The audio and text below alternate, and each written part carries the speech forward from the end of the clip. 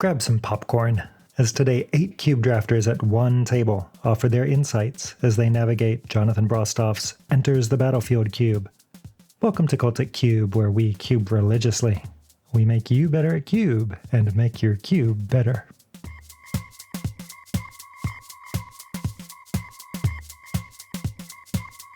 In part 1 of this 2-part series, we watch a draft from each seat's perspective, and we get to hear each player's commentary as well. The second video will feature a curated selection of matches. Each deck will be featured at least once, and when possible we'll show commentary from both sides of the table, and show both players' hands.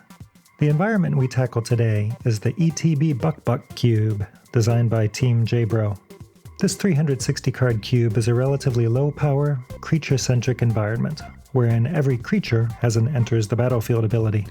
The cube is curious and compelling, as on the one hand it looks almost like a peasant cube, but on closer inspection we find powerful engine cards, around which decks can be built. Cards such as Splinter Twin, Whip of Erebos, Birthing Pod, and so on. Fixing is limited, mana acceleration is limited, and games are decided on the board. For me, the play experience evokes a well-designed retail limited set that has tight mechanical focus. Allow me now to introduce the drafter in seat number 1, the cube designer himself, Jonathan Brostoff. TeamJbro is the winningest cuber on MTGO ever, by miles and miles, and he is the winner of the 2019 SCGCon Vintage Cube Championship. He streamed our event today on his popular Twitch channel. Okay, here we go. Hey, what up, Tuggoat? We got, okay, well, Flicker Wisp is pretty good in an ETB cube, especially since it flies. I do love Borderland Rager, Human Scout, no doubt. Solemn Golem's Yum Yum. Arena's a cool card. Should you take the Borderland Ranger and just try to go like 3 colors? Solemn Golem, 3 color? Like the Flicker Wisp? Yeah, Flicker Wisp is pretty good. Flyers are also quite good in this cube. Okay. I do like a Flicker Wisp. Yeah, Solemn Golem does keep us open. It's true. I'm gonna take Flicker Wisp though. Ooh, Flicker Wisp and a Cloud Blazer? The Settle Beyond. Goblin Assault. Recovery. And Stormfront Riders. Machi, and a Kiki Jiki. Kiki Jiki's pretty good. I'm actually gonna take... I might do another draft after this. I can be talked into it to see how we're feeling. Although I do have a very early morning tomorrow. We'll see how long this takes. I don't necessarily want to be in blue yet. Although we did get the Guildgate. At least Blade Splice is nice. Dregs of Sorrow is very good. Angelic Renewal is quite good. Washout's very good. I'm going to take the Blade Splicer. Make some golems. Well, I do love the Confessor. Should we go black-white? There's also a Jace. Jace is very good. I guess let's go blue-white after all, maybe. I guess we'll see. Ooh, Towergeist. But a Custody Squire. And an Aurification, huh? Spoiler riches, you say. That Custody Squire is still strong. Yeah, I'm gonna take the Custody Squire. Too strong. Card does so much. So one of the kind of keys to this cube is that there's a lot of... Aurification is the bomb, baby! We got lucky. Oh, Bone to Ash is good. Switcher is very good. Ether Mage Touch, that probably comes back to us at this point. Although Conjuring's quite good. We could just be in red and take that Conjuring. Chandra's also very, very, very good. Alright, we're going Bone to Ash. Not sure if that's right or not. Ooh. Gatekeeper Vine. Should we audible the green? Undo's quite good too, though. I'll take the Undo. Undo's so strong. Ooh, Honda and a Cleansing Fire. That's pretty hot. Right, huh? There's also a nice Angel Maker, though, huh? Arcane Denial's in here. We do have Arcane Denial. I think there's, let's see. I think there's 8 counter spells. Let's double check. 1, 2, 3, 4, 5, 6, 7, 8, 9, 10, 11, 12, 13 counter spells. My bad.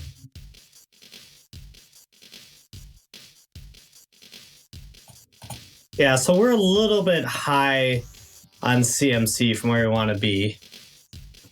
Ooh, nimble. Sure. So our deck's a little off. This isn't like, we're not actually where I'd like to be right now. That being said, we have some powerful cards. Yeah, we're not in, we're also like fighting hard over blue-white. We're not, there's a lot that's not getting back to us, and we're not in a great position to splash. Ooh, Switcheroo's good though. Mass Polymorph is an interesting card. Omen Speaker, Rushing River, Pilgrim's Eye, Stonecloaker, and a Johnny. Stonecloaker is very, very, very good. Screw it. I'm gonna take the Ajani just because I really like the original Planeswalkers. They're worse in a cube like this, and I'll explain why in a second. Ooh, Call the Heel's nice. Evolving Wilds. I'll take Evolving Wilds though, because we have a lot of double color. Because there's so many creatures and so much creature interaction that just usually makes Planeswalkers worse than they normally would be. And this is not an exception. Not sure if this is a Mass Polymorph deck. Mass Polymorph is a sweet card, but it's probably better if we're generating a lot of tokens, which we might by the end of all this.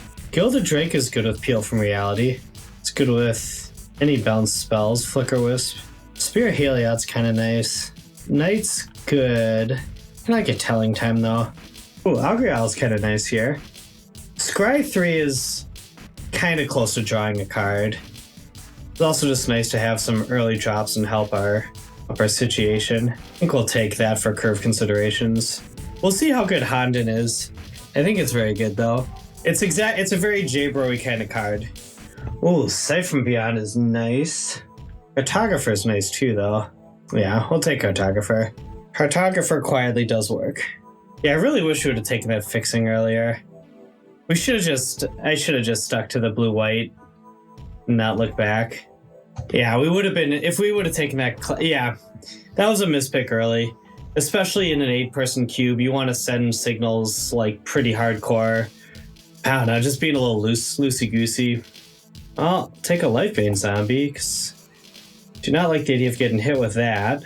Rescue from the Underworld's quite good. I kind of want to block that Avalanche Riders too, just because I don't want to face off against a deck that's going to Mana-pone us. Mana-pone, is that a word? It's not a word. Disappearing X cool with all the blinky cards. What we really want is a Wall of Omens. Wall of Omens make my day. But yeah, we should have taken the 2/2 flyer, gain 2 life. The signaling was just too important. So yeah, our white's getting cut pretty hardcore right now. You like it, Familiar's Ruse. Filigree Familiar is quite good too, but Familiar's Ruse is very good. Draining Walk is a great finisher. Portent's good, especially since we don't have a ton of fixing, which probably means they're taking Switcher out. Inspiring Cleric's good, but I think we want the Portent here. It's a cool Ice Age card. It has the Ice Age cantrip thing of draw at the beginning of the next upkeep. Yeah, we just want to be able to kind of like set up our mana. Omen Speaker made it back. Not as much for Scry as the Augury, but we'll take it. Alright. Belfry Spirit's an interesting card. It has Haunt, which is a weird mechanic, but it makes 3 flyers, which is good for a Johnny. Yeah, maybe Switcheroo's good. Oh, it's a Chronic, but I think Treasure Cruise just is very nice, like Portent, Evolving Wilds, and all the other silly billies. Is it Chronic? That was the card. This is Restock's down here too. Not sure if we're gonna play Courier Griffin. Well, hopefully we're gonna get hooked up in the next pack. So we're in a little bit of a rough shape here. Wow, no one took Goblin Settler. That's ludicrous. This card is bang, bang, bang in the chicken wing. That's the thing. I was thinking about going red-white because we saw the enchantment that makes extra creatures for 1 red. When a creature comes into play, you can make a copy with haste that dies, and it's very good for an ETB cube.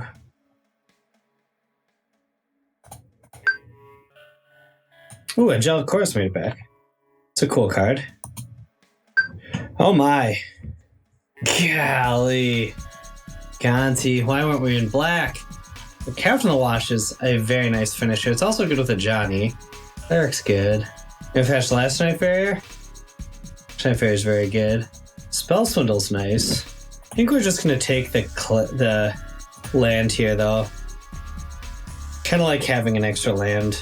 Ooh, Crush a Tentacle is kind of nice. Strategic Planning, good for that. Scrivener's good.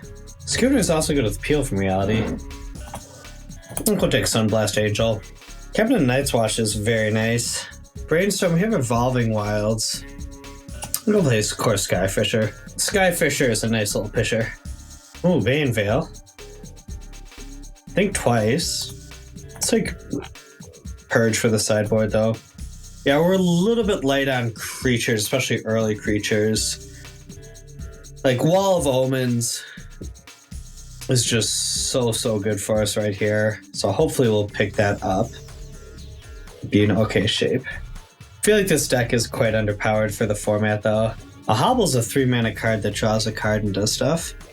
Raven Familiar is kind of nice, too, though. Alright, we'll take Hobble. Dismal Failure is nice. I mean, Lion's very nice, too. Oh, Kenji's getting in. Oh, my. Machi. Mobilization's kind of nice. It's just good late game. Maybe Undo's a little ambitious for what we've got. Angler Drake's just a nice, like, 4/4 flying is... Flyers are very good in this format, is what I'm saying. This will take the Aviator. Ooh, Confirm Suspicions. That's just a good card. That's just a fun, cool counterspell card. This is a card you don't get to play with very much, so I just want to take it for the funsies. It's also good. Don't get it twisted, it's also a good card, but... Ooh. Should we take the Lash Knife Barrier? This is serious, no funsies allowed. Alright, we're gonna take Lash Knife Barrier for our buddy. For the homie. Scrivener.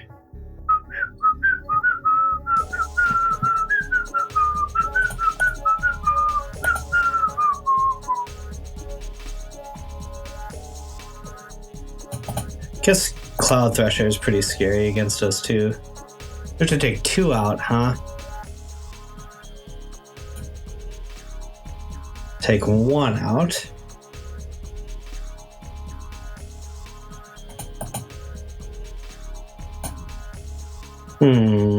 What do we take out of this? Do we dare take the Honden out? Honden does so much work. There's Graveyard for fuel. That's a good point. Maybe Treasure Cruise. Treasure Cruise might be the pick. We don't have that much. Alright, fair enough. I'm happy with it. Alright, and here's the deck. Yeah, I think it's just 8/8, right? Seems good. Okay. Here is Jonathan's final build. I will present each drafter's deck list for a few seconds after their draft. Feel free to pause the video if you would like to study the list before moving on. I don't know who this guy is in seat 2. Why don't we all yell at the screen and tell him to take good cards, not bad cards. Okay, hey, welcome everybody. We are here to draft Jonathan Brostoff's ETB cube. This is super exciting. This is my first go at this. Here, there aren't a whole lot of bombs here, and that is a thing that we're looking for that's going to pull us in a particular direction. So I would imagine that the best card here for me is Prophetic Prism. It keeps me open, it cantrips, and it allows me to fix, which is a challenge in this environment. Fixing is hard to come by. We won't find many lands. So anyway, Prism seems good. Okay, Solemn. Let's go ahead and select Solemn Simulacrum. He's a good boy, of course. Gens. Again, there's not like much exciting. There's not a ton of interaction. That's kind of hard to come by, so Firebolt is a thing. Borderland Ranger helps with the fixing, although it puts the card in hand instead of on the battlefield. There's some fine red cards. I'm not super excited about red in this environment, though, unless I can get a premium card like Kiki-Jiki and Splinter Twin. Those are excellent here in the ETB cube. So yeah, let's stay open and just take gens. Okay, we're getting red coming around. We're getting green coming around. Cloud Blazer is a very good card, but it's committal in 2 colors. And it is in colors that I'm not super high on in this environment, not ever having played it, granted, just having looked at the list. Kiki-Jiki is amazing, I think. I mean, seems like it should be amazing in this environment. There is at least one infinite combo in the form of Restoration Angel here, so that's something to keep an eye out for. Of course, Restoration Angel is super premium in this environment, so it's not like I should be getting past that much. Kiki-Jiki is very committal to red, so I'm taking a hard turn toward red by taking this guy, but it seems to me like it's got a high enough upside that it's pretty good. What else is there? Like Supplant Form is a good card and kind of a bomb here. Repeal, also extremely good card here. Well, you know, Fanatic of Mogus is a red card. I'm not super excited about it, even though I've got a triple red thing. Phyrexian Rager is good. Is that the best card here? Maybe the best card here. Washout, you know, that seems like it could be a good card. Warstorm Surge is cute and also seems good with Kiki-Jiki, of course. But man, I don't know, 6 mana. And this is an expensive cube in the sense that there's a lot of stuff that costs a lot of mana, so I don't know that I want to go in that hard on it yet. I think I'd rather just get this little cantripping guy. Okay, we got some stuff here. So Comet Storm's cool. There's not tons of interaction like we talked about. Here's another 6-drop, and, you know, he does things, but I'm not that high on it. Gearper Gearcrafter seems like the pick. Still seeing quite a bit of blue. You know, there's a reasonable amount of green coming around too, which is sort of surprising, honestly, to me, because I think the green is quite good. There's no black much. I mean, although Bone Splinters, I feel like I want to be more red than black so far. I mean, I guess this guy, Get to Slinger. Gotta read some of these cards. I don't know or don't remember all of these cards necessarily. That seems okay. Orcish Cannonade, man, I don't know. It is some interaction, but whoosh. It's not really what I'm looking for. Cantripping Shock for 1 red. Taking damage. Let's just take the Slinger. Chandra, there's 1 Planeswalker in each color. Some of them are really quite good, like Garruk is in green, the OG Garruk. So he's super strong. There's a Johnny, I don't remember which a Johnny in white, but a good one who like gives all your guys counters. Chandra Nalar is not a super exciting card. I mean, this Flame Shadow Conjuring, that seems like a thing. That could be a thing, right? Beetleback Chief seems okay. I could just move over more into green, like this is giving me some fixing. I think I kind of like that better, because I have been seeing a fair amount of green. So I think I'll hedge that way. I like Voltress Haven too, but I'm not that committed to black. And I don't feel like I'm losing that much in Beetleback Chief, I don't think. Okay, Eyeless Watcher. This guy helps me get to some bigger stuff. Not that I have bigger stuff really right now, but I kind of like that. The Hellion is fine.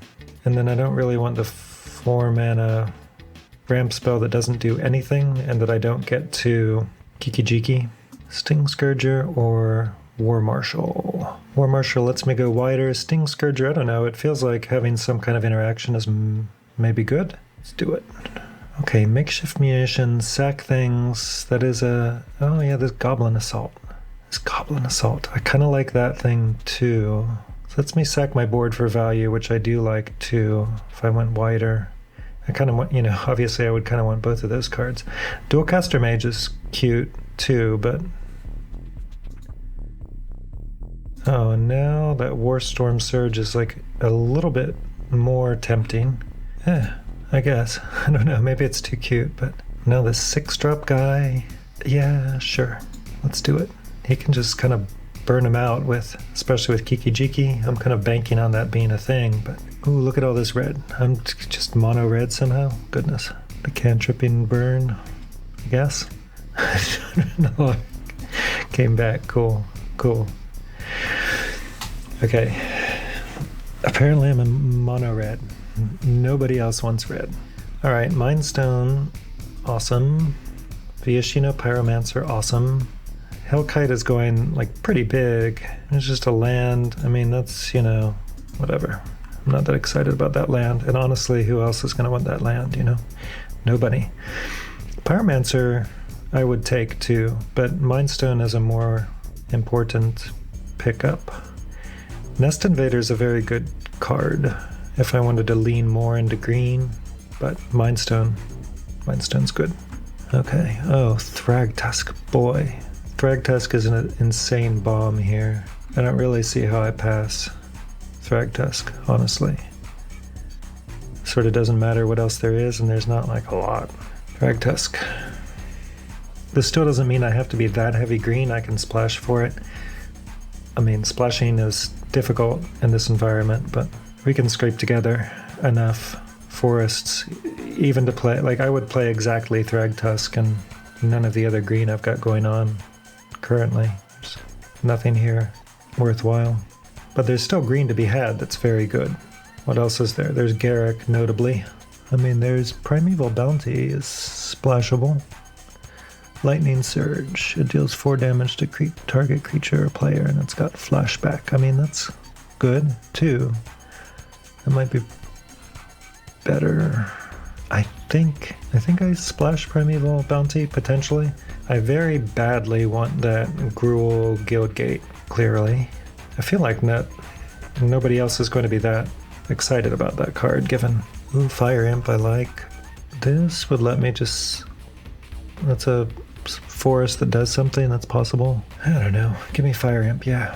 Fire Imp is good. I've got a 2-drop. I've got a couple 3-drops. 4-drop, 5-drop. Couple 5-drops. I've got a 6-drop dragon or whatever it is. Dinosaur. Okay. Avalanche Riders, that's a classic. Oh, Feldon is... Oh, okay. Well, I mean, Feldon... Oh, that's tough. Feldon is a bomb, so it's extremely difficult to pass that Guildgate, but also this is one of the best cards in red, I think. So let's do Feldon. That's kind of sad. I suppose I'd play an Avalanche Riders if it came back to me. If that land came back to me, that would be amazing. But that was pick 4 or whatever. That's probably not coming back, right? Briarhorn I like. Filigree Familiar. That's cool. Siege Gang Commander. Siege Gang Commander. And that just has to be the pick, right? It's another 5-drop, but obviously he's very good. Yeah, I think that's good. I do like Staff of Nin, but I don't need another 6-drop, especially one that's not a creature. But really, I just don't need another 6-drop. Slice and Dice, whatever. Does some stuff. Cost 6, that's cool. Filigree Familiar is better in this environment than it might be elsewhere.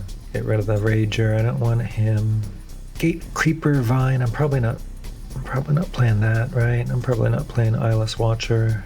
Rixmati Reveler is the only thing I could play here, and it is a 2-drop. And it does rummage for me. I'm probably not going to be able to spectacle it. Okay, PN Kieran Nalar. I mean, Chandra's Outrage is hard to pass, but PN Kieran is more on plan. Rolling Temblor, I'm not high on, really. I don't really want to play it against me either, particularly. I don't think. This Thunderblade Charge does 3 damage at sorcery speed. But yeah, PN Kieran. Conclave Naturalists is good in this environment too, I think. But I don't need to pick that up as like a splash sideboard splash thing. Ooh, Pyromancer came back. The dual land did not. Is there any argument for getting Hellkite? He costs 1,000,000 mana. Just get the mine. is possible. And I like picking lands, because it opens up additional picks. It gives me more than 23 picks or whatever, effectively, that I'm running in the main. But I would like more inexpensive drops, and this is a great thing to be blinking. Okay, these expensive things, 6 mana, deals 4 damage to all the creatures. Yeah, I don't really love any of that. Sure. Deals 4 damage to creature or player. I probably just take this command. I don't need this. What is it? Darwin Castle. What's it? I forgot the name of it now. That one. There it is. Avalanche Riders. I'd probably prefer to have Avalanche Riders, right? If I want that thing. Or do I just want Blister Stick Shaman? I don't know. I guess I take Avalanche Riders. Okay. Excellent. Exciting stuff. Anything I can pretty obviously cut? We're back at it. Okay, this is good. It's not for me, but it's good. Like that card. There's just, wow. We just blanked on this, huh? Peace Strider. I guess. Wall of Blossoms. Farhaven Elf. Blossoms. Peace. I don't know. I guess just Peace Strider. It's not. Doesn't seem good. Do I want the wall? I don't think so. That was a pitiful excuse for a pack. Well, Birthing Pod is a thing. Is that a thing I want to be doing? It's possible.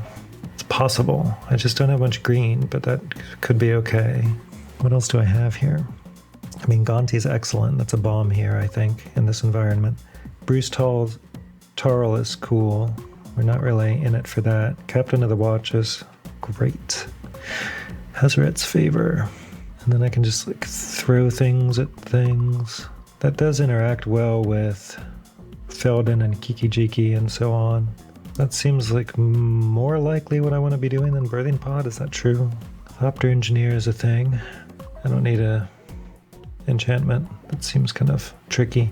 Endrick Stomphowler is good. Seasons Past is cool. I like that card. But Thopter Engineer. Manic Vandal. Abbot of Carol Keep. Pia Nalar. Stagger Shock. Okay, let's see how we're doing on 2s. Got 3 2-drops. I know that's not a lot, you guys. That's not a lot. But also, let me tell you, there aren't that many inexpensive spells in this cube. It skews mid-rangier, which makes the low drops all the more premium, of course. I feel how am I doing on interaction, though? Can I sort by type? Gotta keep an eye on that clock, though, for sure. Take the 2-drop. That Pia Nalar was really good too, though. Fault Grinder? Wow, I don't know. 7-drop, that's a 4/4 that I can evoke. Hazaret's Undying Fury, that doesn't seem... I'm not that excited about that either, although it's possible, because what else is there? Ondu Giant? I'm not splashing for that. Or I could just take a Rakdos Guildgate, but I only have that 1 black spell to splash in. The Phyrexian Rager, and I'm not looking to splash that card. Disciple of Bolus is cool.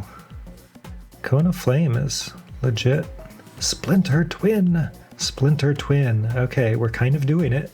We've got the best red cards, I feel like, in the cube. Okay, Pyrokinesis is about the only thing. Meteorite, I guess, and it's not like I have very much burn, so... But I'm red, darn it. Seems like I shouldn't have to be taking meteorites, right? Elvish Visionary is great. Catacomb Sifter, if you're in those colors, or you're able to splash, I like that card a lot too. That's great here. White Mane Lion is legit in a white deck, I think. Magma Jet gives me more interaction, which I like. Goblin Instigator. Is that just the thing, though? Cheap interaction is good. Goblin Instigator doesn't do much, but also it's more on plan. I kind of want the Magma Jet, though. Let's take the Magma Jet. Oh, great. This pack. What do I want to cut? Skin Render. Farhaven Elf. Get out of here, Skin Render.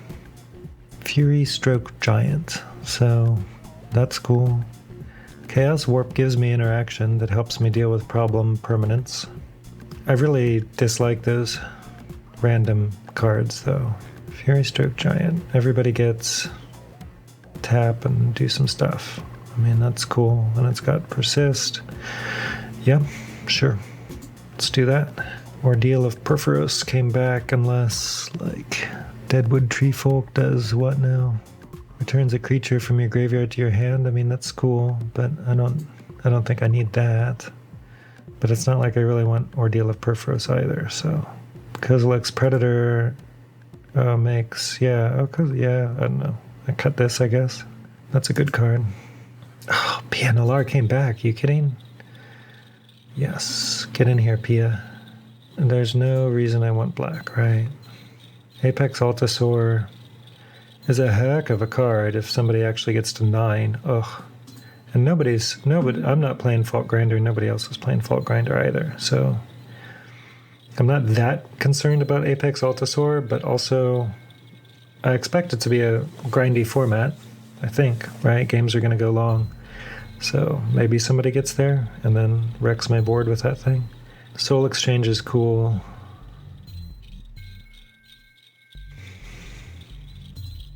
Okay, we did it, you guys. Primeval Bounty is only on cast, so that makes the whole Splinter Twin thing less desirable.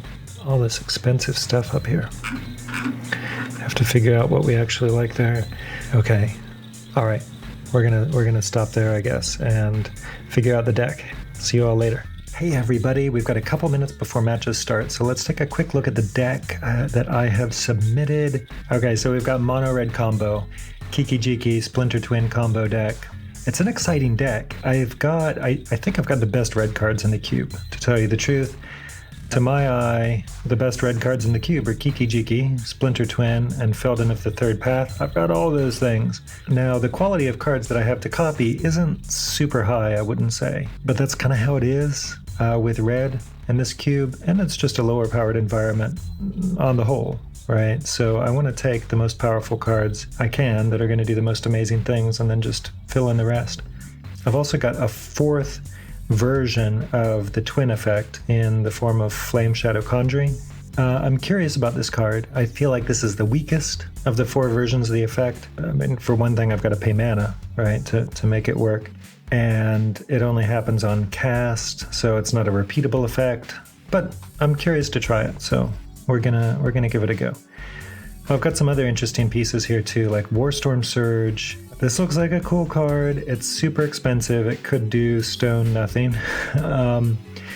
But I'm banking on it being kind of a control finisher for games that go long and when I run into board stalls and that kind of stuff.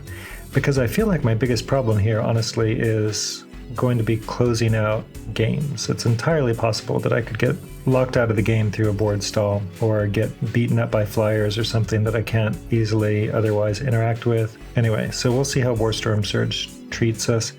Goblin Assault, this is maybe an iffy card, but I'm kind of curious to play with it too. It's like a real wonky Rabblemaster type thing, I guess. I don't know, maybe it's no good, maybe it's too cute, but I'm hoping it'll keep some pressure on, and it seems fun with like Siege Gang Commander to keep giving me fodder for the Siege Gang, although this like goblins attacking each turn could be a problem. I don't have much interaction in the form of spells, so I've got Magma Jet.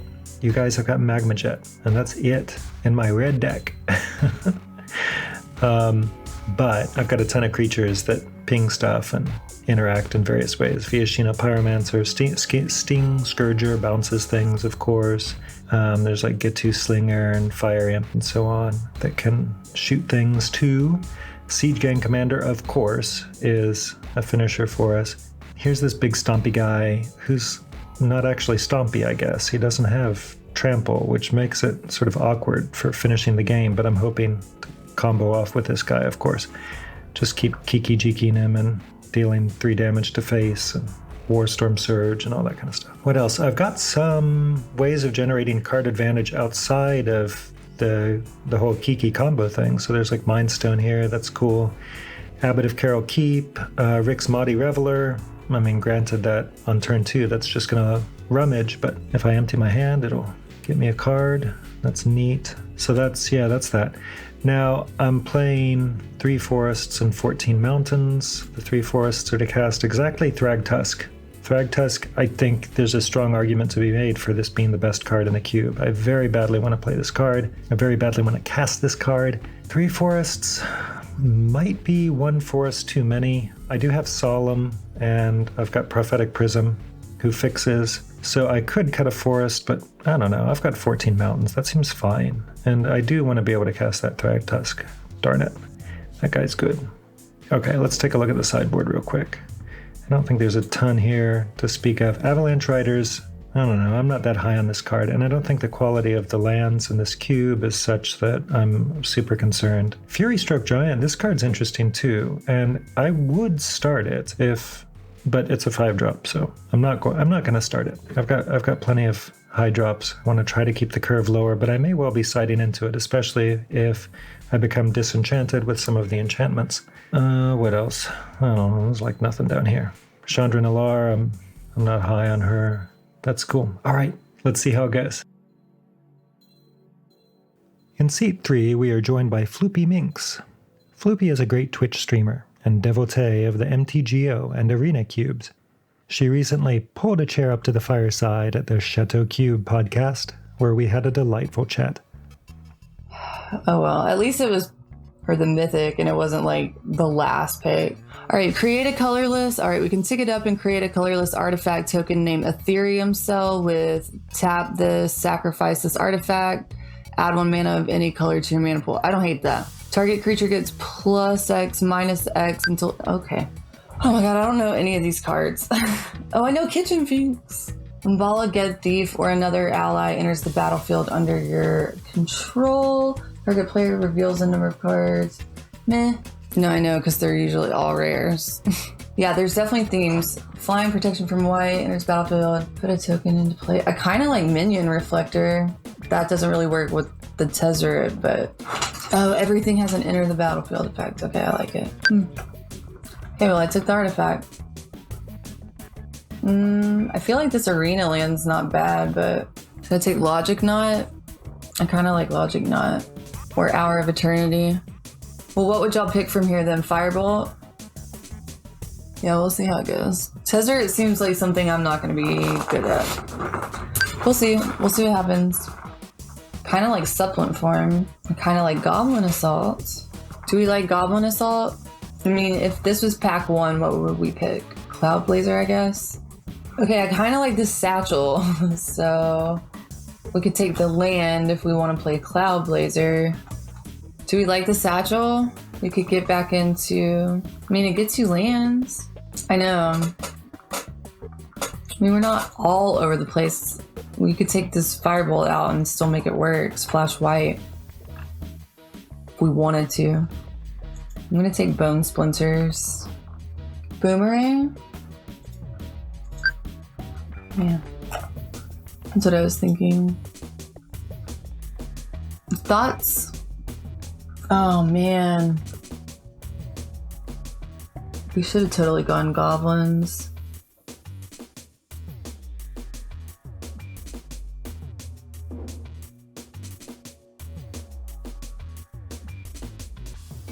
I know, right? Remember, I took 1 red card.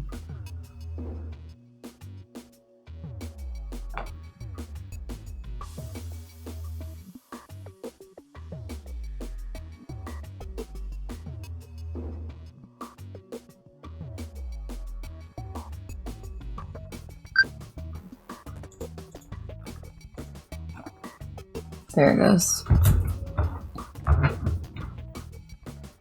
Waiting for the next pack.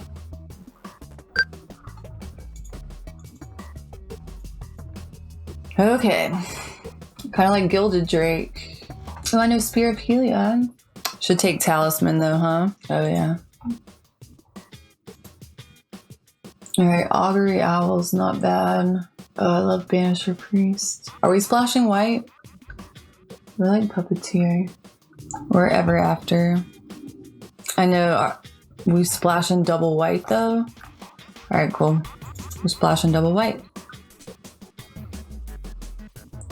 Whenever a creature dies, I want. I don't hate victimize. Should I take the cartographer maybe? Yeah, and you get those extra ETB triggers. What would y'all take here? I know, we've got like all this stuff, we just don't. There's like a lot of cool, like, should I take Tarfiend maybe? I think I'm just gonna take this 2-drop. Kind of like Field of Souls. How many creatures do I have? I have 3 creatures. Oh no, what did I take? Should I take Portent just for the card draw? That's true. Oh, yes.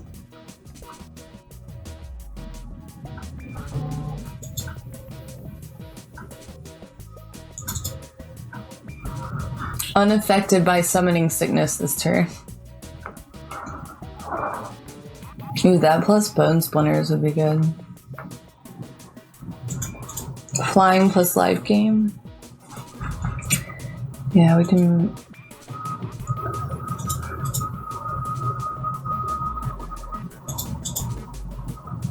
And then I'm gonna take this. Do I want the Field of Souls or do I want? Okay, I'm gonna take that one. It's got flyers. A lot of flyers. Take Charming Prince. That has attacking doesn't cause soldiers to attack. Dang, white seems pretty good. Or should I take the... Dang, I gotta take the Bontus, huh? Cumberstone? That is pretty gnarly. Oh, and that does the artifact thing. Why do you say that? It's a Wrath for 3.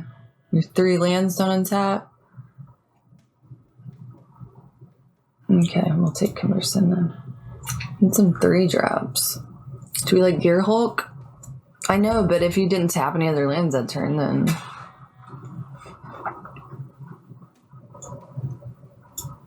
Oh wait, that's another one?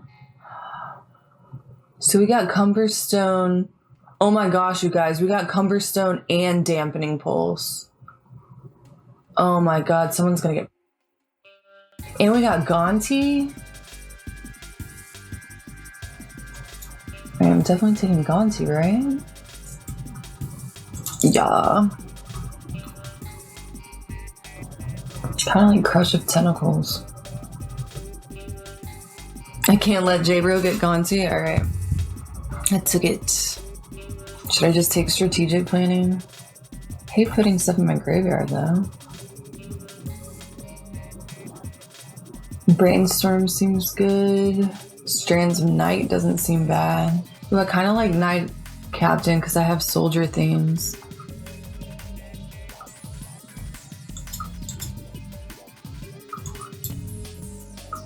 I don't even want to look at anything else.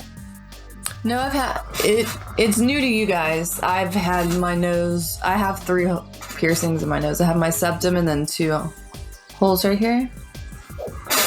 I just never wear these. I usually just wear my septum down. Ooh, Soul Exchange with Strategic Planning. But that would have to be like really particular.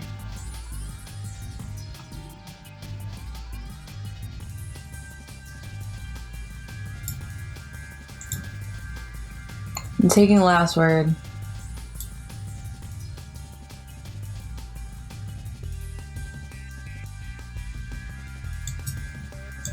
I need 3-drop bad. I like Eliminate here. What do you think? That or Gear Hulk. I think I'm gonna take Eliminate.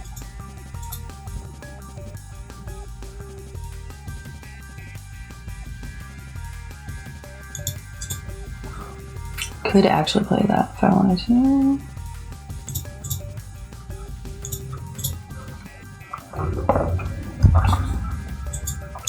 Are we done? We're done. Okay.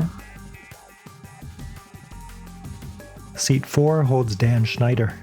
Dan is a cube enthusiast and designer who loves creating environments that have off-the-wall restrictions. His best known environment is his Devoid cube, which I had the pleasure of rotisserie drafting recently. I've seen one other streamer draft this cube before, and when they were drafting this cube and playing their games, what I saw is that it's very grindy. Like, there were a lot of matches that took a really long time. There are games that came down to milling or almost milling. So I know Shadowflame Conjuring is a very powerful card in this cube. Like, you have these kind of blink effects like Glimmerfield Stag, Evangel of Heliod, Meteor Golem, some very powerful things. I am super excited to play with Thassa's Oracle. I think Thassa's Oracle is a super fun card. You don't even have to build around it. It's just a good kill condition in blue decks. It's just a very strong card, and knowing what I know about how grindy this format is, I think there are a lot of board stalls where you can get that devotion count up really high. I think that there are a lot of chances to play this card and actually get it for maximal use.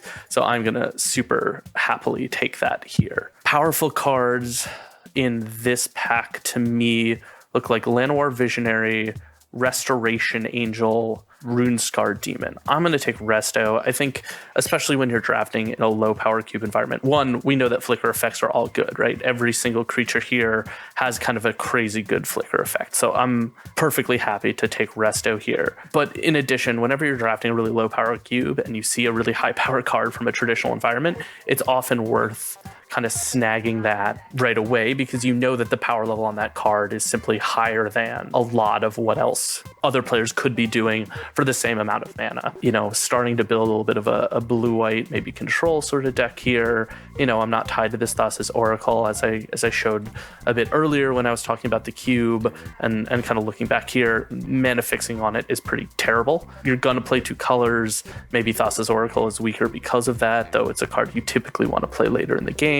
Valaged Thief is taking some time to load. I'm very happy to kind of take a Kitchen Finks. It's not really supporting the blue plan of playing Thassa's Oracle and having that be, you know, part of what's going on in the deck strategy, but it's just going to be very good. It's going to have both of those come to play abilities. It resets with Resto Angel. It's a good card. Other things I was looking at in that pack, and the Reanimation Spell in White, Miraculous Recovery. I think Reanimation plus ETB is a particularly fun kind of interaction that can be very powerful even at 5 CMC. So that was something else that I might have been thinking about, especially in the context of Thassa's Oracle, where sometimes you're going to play it early, or sometimes you're going to play it as a blocker because you need to. And in those instances, being able to rebuy it late in the game is often crucial to sometimes closing out a game that can otherwise be unwinnable. You know, if you find yourself milled out, if you find yourself without solutions to what your opponent is playing. Card Hour of Eternity, which eternalizes a bunch of creatures from your graveyard. It's also UUU, which is very difficult in kind of this no fixing cube. We have Acrobatic Maneuver, which I think is powerful because it is one of those flicker effects that is quite powerful, that is quite relevant in a cube like this one. And we have Core Hookmaster, which is a good kind of aggressive tempo sort of card, lets you kind of keep opponents on the back foot, prevent them from blocking. I'm going to take Acrobatic Maneuver because I think, again, having those flicker effects and knowing that you have those flicker effects up front means that you can really lean into taking those enter the battlefield cards, as every single creature in this cube is going to do. And as we look at, there aren't that many of those kind of flicker effects, right? There's 1, 2, 3 plus, you know, Resto Angel and maybe some others. When it comes into play, return 2 creatures you control to their owner's hands. It has a flying, and whenever it or another creature returns to your hand from play, put a 1/1 soldier into play. So this lets us kind of rebuy some of those fun enter the battlefield things. I'm gonna reserve Supplant Form. Supplant Form is an instant. It's an instant that bounces a creature and then puts a token of that creature into play. So it's not quite Fractured Identity, but it's a pretty powerful spell in the context of what this cube does. It's a very strong tempo swing. It's expensive, but this cube is very grindy, so I'm not against having that. The other option would be Repeal. Repeal is a strong card. It's very flexible, but it's a little less fun, so I'm not gonna take that. Oh, the dream of dreams. We get the Azorius Guildgate. I'm not looking at any other card in that pack. We now have the best fixing that the cube has to offer in our colors, so I'm perfectly happy for that. If I see an Evolving Wilds, I will similarly take that without thinking about the rest of the pack. It's simply that good in this context. All right, we have Champion of Wits, which I think is a strong card. Comet Storm, Green Warden, Burning Sun's Avatar, I think all of those are potential there. The other consideration would be Peel from Reality, which is essentially, Blue's version of how to rebuy things. I'm going to take the Champion. We saw Miraculous Recovery relatively early. It's something that might come back. It's a good blue card advantage spell. It plays really well in long grindy games. It's exactly kind of what the types of effects I want to have in this cube based on the experience I've seen with it. I know TeamJbro is a big fan of Aurification. I'm not that into it. I think I'm going to take a Towergeist. It comes in, it draws a card, it fills your graveyard, so it plays well with Thassa's Oracle.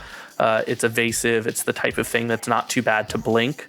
So I'm feeling pretty good about a Towergeist there. But to kind of illustrate my earlier, thoughts on this, look at the difference in power between Towergeist and Restoration Angel, right? Restoration Angel is such a better card compared to Towergeist, and that's why when you're in these low power cubes, when you see these cards that are kind of huge power spikes relative to what you might be expecting to see, it can often be worth just picking those up and kind of seeing where they go. All right.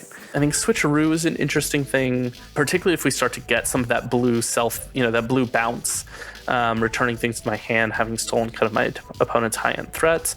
Surprised to see Chandra still here. I think Planeswalkers are very strong. I don't know if I want another high-end card. I think I might just take the Singer of Songbirds. It's something that I'm not unhappy to blink. It creates an evasive creature. I don't like the Dream Fractures, and I don't want to go 3 colors with the fixing that's available in this cube. Evolutionary Leap, I think, is interesting because you have things like Emrakul's Hatcher where you can sack these pointless tokens and tutor up really powerful things. I've seen kind of both of these cards be very powerful. I'm not going to play anything in this pack. I'm also definitely not going to play Mass Polymorph. I don't trust that card to win me the game. So of these cards, I'm probably least excited to play against Battle Beetleback Chief. I think this was the pack that had a reanimation spell, so that's too bad. Urbis Protector is the type of thing that you might end up wanting to blink. Logic Knot is a perfectly acceptable counterspell that I'm gonna happily kind of take and hopefully be able to support and play. I don't have a strong memory of what the self-mill options are in here. I'll take a Brutalizer Exarch, why not? Ooh, Elite Scale Guard. Brutalizer Exarch will let you kind of plow under an opponent, look for a creature card or put a non-creature permanent on the bottom. So it's kind of an enchantment artifact removal sort of a deal. Elite Scale Guard, I think, is a powerful card. I don't know how many +1/+1 counter synergies exist in the cube. So, it's at worst a 5-mana 4/5 that taps whenever it attacks, which is on power level. If you're kind of looking across the Cellar of Songbirds and the Towergeist, it's pretty strong. And then if you can find other ways to put +1/+1 counters on creatures, I think it's a pretty good place to be. Powerful blue cards, not really seeing that. Faith's Fetters and Banisher Priests are the things that I'm most looking at. I like Faith's Fetters in this cube. There are an okay number of flicker effects, so having kind of pacifisms don't do much, which is kind of puts them at the same level. But what there isn't in white, if you're looking, is any sort of disenchant effect. And in green, the disenchant effects are very expensive and at high mana cost. So enchantments will stick unless something kind of gets blinked or sacrificed. So I'm pretty happy to pick up Faith's Fetters, and we got a nice little kind of controlling deck going on here. This is a tough one. So Cloud Goat Ranger, I think, is one of the more powerful cards in the cube, right? For one more, look at what we're getting for 4 mana, a lot of 0/1 goats and a 1/2 versus Cloud Goat Ranger. There's also Otherworldly Journey. I would love to have an Otherworldly Journey. It is not nearly as close as Cloudgoat Ranger. This red card is great. You know, it's a baby flame tongue Kavu. Gravedigger is obviously great. Victimize can lead to some unfair things, but I think I'm going to be perfectly happy picking up a Cloudgoat Ranger here. And then following that up right away with an Angel of Sanctions. Angel of Sanctions is, again, one of these cards that's just so much more powerful than Soul Sniffers, but when you can take an Angel of Sanctions over a Blister 6 Shaman, I would recommend doing so, just given the high disparity in power between those two cards. I feel very good about this start. I think the card quality that I have is extremely high. Staff of Nin is I think a pretty solid kind of top end card advantage engine. It's between that and Thraben Inspector. You know, we're not seeing a ton on the blue side, and Familiar's Ruse is actually also potentially in contention. It's a tough one. I think I'm going to take the Thraben Inspector. I want to kind of maintain a curve. I can kind of be pretty aggressive and tempo-y right now. I feel like my deck would support that. So I'm feeling good about that. Here we have a Fiend Hunter. Fiend Hunter is a really great card to pick up because it is very different from, say, something like Banisher's Priest. It looks like it's really similar, but it's actually very different because it has two triggers, one that exiles and one that returns.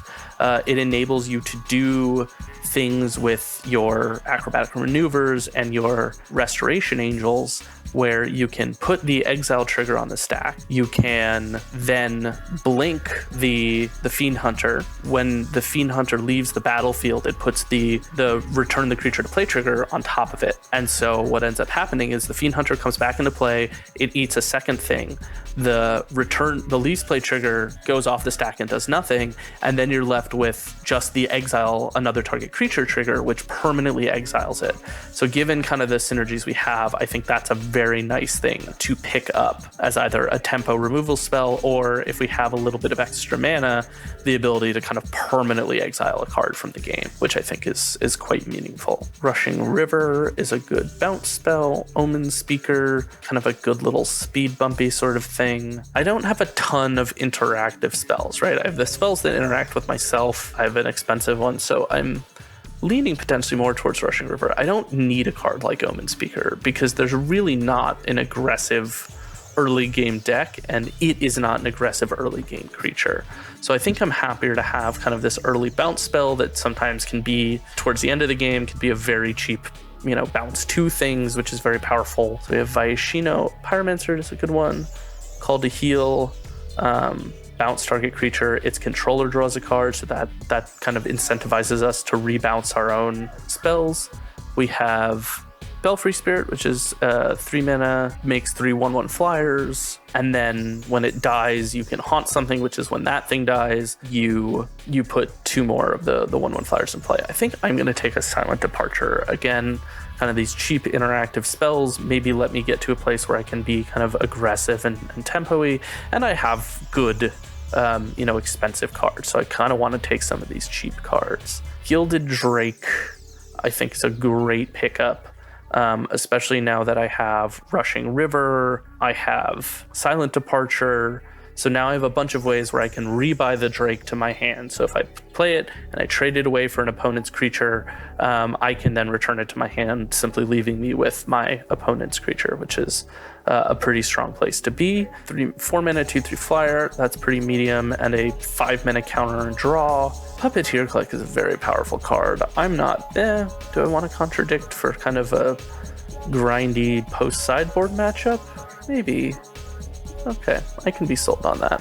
Springjack Shepherd. This is going to make a lot of O1s. I currently don't have anything fun or interesting to do with a lot of O1s, but I can make a lot of O1s. So maybe let's see where that goes. All the red cards. I'm surprised to see Redcap. I think Redcap's quite a powerful card in the context of this cube. Avalanche Riders is mean, but I am very surprised to see a Redcap still here. Similarly surprised to see Slice and Dice. Counter target spell, draw a card, and discard a card. It's better than Contradict, that's for sure. Draining Hulk is good, but I think Sandstep Outcast is exactly the kind of thing we want to do. It's also a +1/+1 counter, potential synergy for Scale Guard if that's what we need. That will almost certainly always make the token. So Preordain absolutely fits the bill as a cheap early card that I would like to have.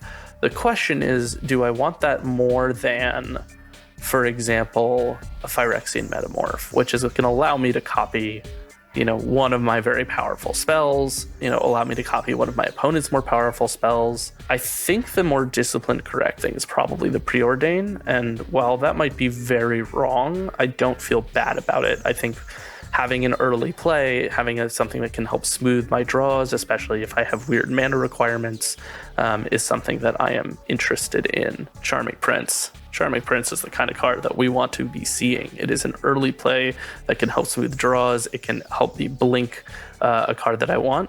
It says as well, creature that you own, so it doesn't have to only target your things.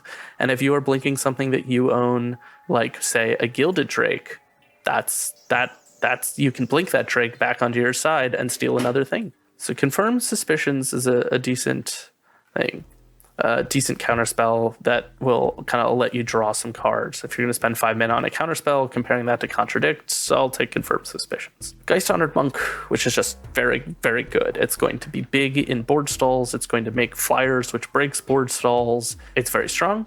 And then there's Cathard's Crusade, which is going to create those +1/+1 counter synergies. It kind of goes infinite with Kitchen Finks. I don't have a sack outlet, but if I did, it might work. I have some blink effects. I have a Springjack Shepherd. Yeah, let's take that Crusade. I think that's something that could be very, very cool. So Spell Swindle, which allows me to counter and ramp. This enchantment draws a card. The source would deal 1 damage. It deals 1 minus that, so this reduces the damage. These cards exist in the cube. I do not like them. I think that this cube is grindy enough that I would not want things that slow down games. I understand that might be relevant for kind of making control decks work, but I'm not a fan of it. I'm going to take Captain of the Watch. It is powerful. It is a powerful thing to blink.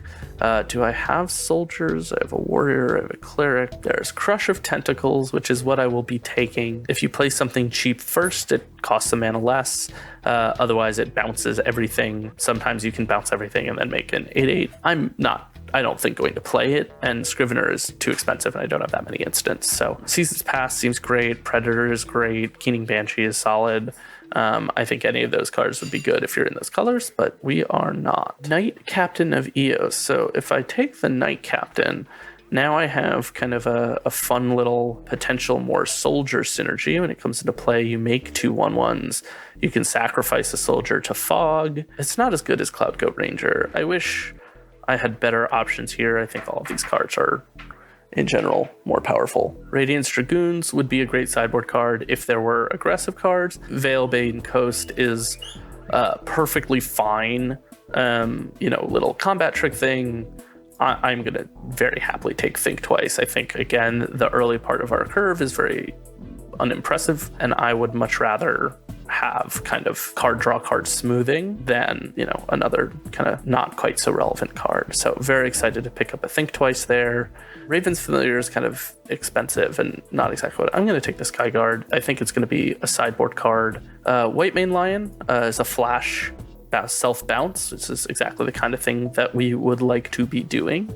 This is definitely going to be a heavy, heavy white deck. Thassa's Oracle is probably going to be sideboard for any super grindy matchups where I have to survive the mill, and I think it's certainly good at that. Cataclysmic Gear Hulk is a powerful white card that I will probably not play because it is better against me than for me. I don't want to play against Bruce Tarl. Sure. Sad to see lands go. That's surprising. There's got to be someone who wants a land. Yeah, I wouldn't want to play that card. All right, so draft went pretty well is how I feel. I think I'm a little heavy on 3s. The blue never quite came, but the white came quite fast. A lot of good quality white cards. I pause to mention that I have a Patreon page, which supports the work of this show. I am also an affiliate with TCG Player, Inked Gaming, and Amazon. Those of you who listen to the Chateau Cube podcast will know that I donate all of my Google ad revenue to charitable organizations. Thank you for your support. Zach Barash is in seat 5. He is a columnist for Hipsters of the Coast, and in fact on the day we drafted, he published a thoughtful, long-form evaluation of this very cube. You'll hear some of our drafters reference it. I provide a link to the article in the video description below. Good evening, or time-appropriate greeting, everybody. We are drafting TeamJbro's ETB cube. I'm Zach Barash, game designer, writer for Hipsters of the Coast, and I am right into this pack of a cube where card advantage is kind of omnipresent. So there's really only a couple cards that I'm looking for right now, or looking at. Shriekmaw and Mere Battlesphere. They are very flexible, very, very powerful, and I'm kind of erring towards the Battle Ball just because fixing is very scarce. So I'm kind of expecting to be monocolor or mostly monocolor, unless I'm playing green. So while I think there's a good argument for Shriekmaw being the best card in the pack, Mere Battlesphere is basically guaranteed to make my deck.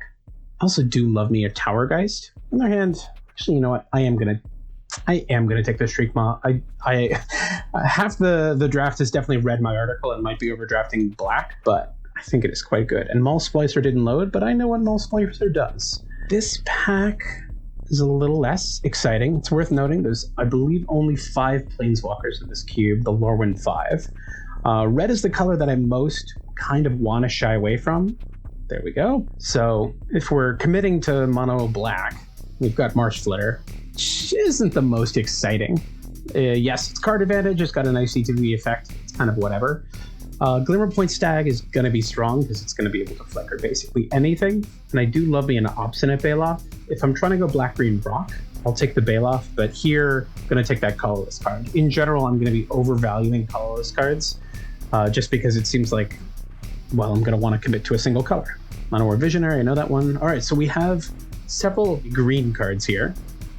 I've got Annihilate, Runescar Demon, Hatcher. So Bold Nylea is a super duper powerful, super duper flexible card, and I'm unsure, but it might be one of the best cards in the cube, just because if games come down to a grindy board stall, Bow of Nylea just generates value over value over value over time. There's also Llanowar Visionary in this pack, so it does seem like green's a little bit open. I like me a Runescar Demon. It's powerful, it's a finisher, it's got a very, very strong ETB effect, and there's an Annihilate here. This could be a mistake. This could be a serious mistake. And there's also Beetle Chief. But I'm going to take the Bow, and we're going to try and go rock. Entomber Exarch I like. Dawn's Reflection is ramp. Miraculous Recovery is reanimation spell. Malakir Blood Witch is fine. It's just a big beater. Eyeless Watcher is interesting. Don't think we're going to have a ton of ways to make use of the tokens in our deck. And the colorless ramp isn't going to be great given that Battle Ball is not coming back. But here I'm pretty happy with Entomber Exarch. In general, I'm going to be looking for ETB effects that are worth a card, and I'm going to be looking for cheap cards to fill out my curve, because there are almost no 1-drops in this cube, and many colors are really struggling for 2s. So here I'm going to take the Entomber Exarch, and maybe I'm going to be regretting not taking the Demon. But yeah, I don't think it's going to be terribly difficult to get a top end, or rather, I feel like it's going to be pretty easy to overload on 3s, 4s, and 5s, because that's where a lot of creatures with Enters the Battlefield effects are placed. But I'm certainly not displeased with where we started. If we're mono black, I think Shriekmaw is one of the stronger cards in the cube. This is an interesting pack. Hour of Eternity, I think, is one of the most important blue cards in the cube, which is a little weird because I remember playing with this in Limited, it kind of underperformed. But blue has the lowest density of creatures in the entire cube. It's got really, really powerful spells. There aren't a ton of major blowout effects that this spell is cast and then the game is likely going to be over. That said, as much as I love drafting blue, I love a challenge, and I do think blue is probably going to be one of the hardest colors to draft in this cube. My eyes are on Borderland Ranger. It's one of many ETB effects that are just immediately worth a card. And there really is no fixing. It's just 10 Guild Gates and Evolving Wilds, and I think 1 or 2 other multicolor sources. If you're playing a multicolor deck, you basically have to be green. We've got a solid start for green. Meteor Golem, I'm not exactly thrilled by it, but like in general, I'm going to be prioritizing colorless cards very, very highly, just because mana is a real issue, I believe, in this cube. And also, if we're in black, I think Shriekmaw is excellent. It's one of the rarer, cheap interactive spells, like having something to do on turn 2, especially since basically all your lands are going to come and play untapped. It's going to be really, really nice. Repeal's fine. Resilient Kenra is one of those cheap 2-drops. Although, again, its effect isn't really worth a card, but Eternalize makes it worth a card. There's Recover, which is excellent with Shriekmaw. I feel like one of the weaknesses of black in this cube is that it's probably going to be a little bit slower in generating its value. A lot of its spells generate value by having dead creatures. And if you stumble, well, you're not going to have time to do that. Dualcaster and Firemaw are all good cards. And Liliana Shade's perfectly fine. Real question here, and I do like me a Brutalizer extra, but we've got a fork in the road here. It's Resilient Kenra or Recover. And if I'm being honest, I kind of want to take the Kenra. I just feel like this is a replaceable effect. Like, obviously, it is a 2-for-1. It's a strict 2-for-1, but we've been getting a bit more of a green signal prior to this pack, and now we don't really have much of a green signal. Warstorm Surge, powerful card advantage engine. Elite Skill Guard, super powerful. This was the mythic uncommon in Fate Reforged, I believe. Quicksilver Dagger, super powerful card from Apocalypse, and some fine blue cards.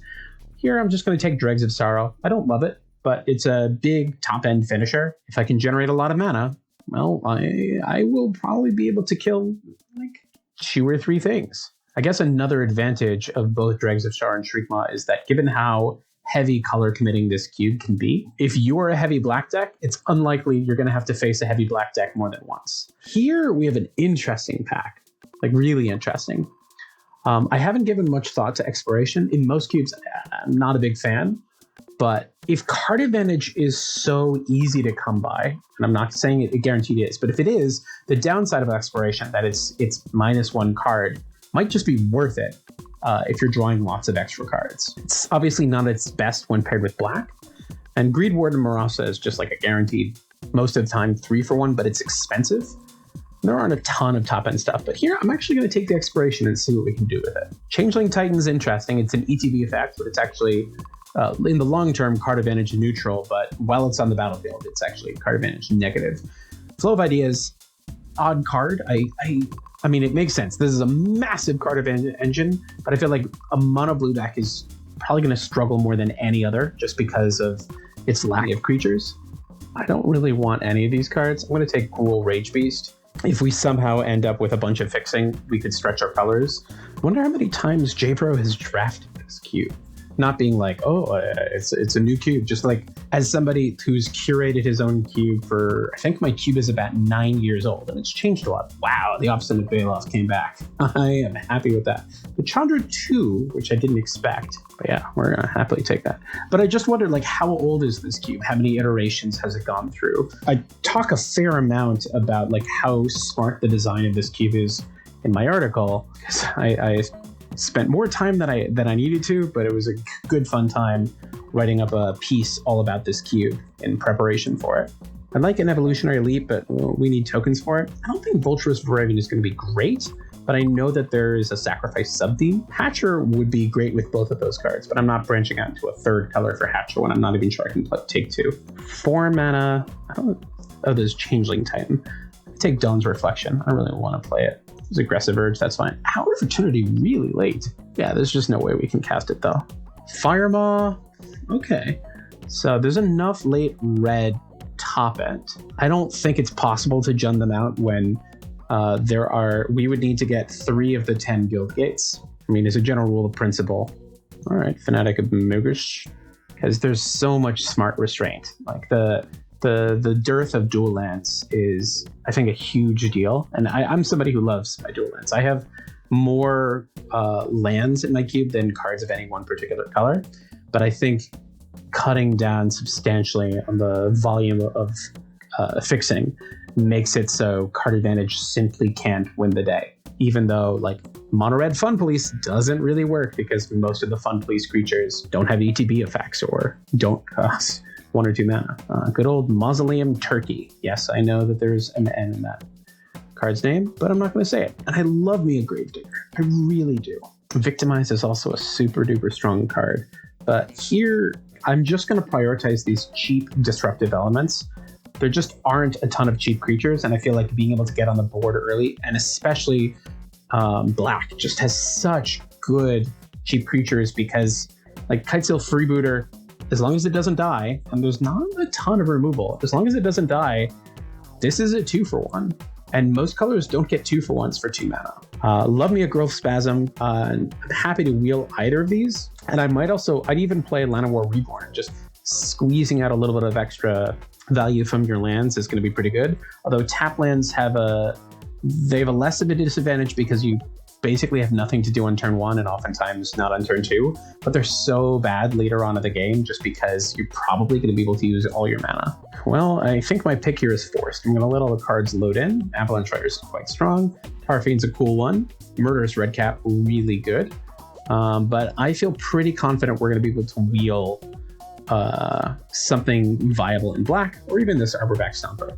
The only awkward thing is Gruul Guildgate would help us if we decide we do want to be splashing one of these red cards, but there's no world in which I'm not slamming Golgari Guildgate. If I take this, I take 100% of all black-green duels, and I get to feel slightly less embarrassed if I'm trying to play an actual 2-color deck. 2 drops, Evolving Wilds I'll take over almost anything. Solemn Simulacrum I'll take really, really highly. A lot of the artifacts and colorless cards in this cube I think are even better than they would normally be, just because it seems to me that it's going to be so difficult to play a traditional multicolor deck. I think Jbro might be getting a 3-bit Inspector. So this is an interesting pack. Briarhorn can be a 2-for-1. I think it's a little bit worse when you're probably always going to have something to do on turn 4. So the real question in my mind is, do I take Thawing Glaciers, which is incredibly slow. It is an incredibly slow card, but it's a way to grind value out of your lands, and it's so slow that I don't really want to call it fixing, but it kind of is. On the other hand, there's Staff of Nin, which is a super duper powerful colorless finisher. This card will bury your opponents in card advantage. The question is, does that matter as much if card advantage is so easy to come by? I'm not sure. I really don't know the answer to that. My gut says I'm going to take the land here. I like taking lands in general. Maybe this is wrong just because Thawing Glaciers is so slow, but if a lot of games do really come down to board stalls, or if like I just get to take turn 2 off and have this fix, it's the slowest Evolving Wilds in the world. Portent. I like me a Portent. I'm not going to take it. Nylea's Disciple, it's a good chance it wheels. White's really open in this direction, but black is still kind of open. The main question is, do I want to take Liliana Spectre? I don't have that many 3s, or do I want to take Liliana Vess? Liliana Spectre, it's a nice cheap creature. The double black is a little awkward because it looks like we're more base green than base black. Double black on Liliana Vess. At turn 5, much more viable. I kind of want to take Liliana Vess here just because this is basically an irreplaceable effect.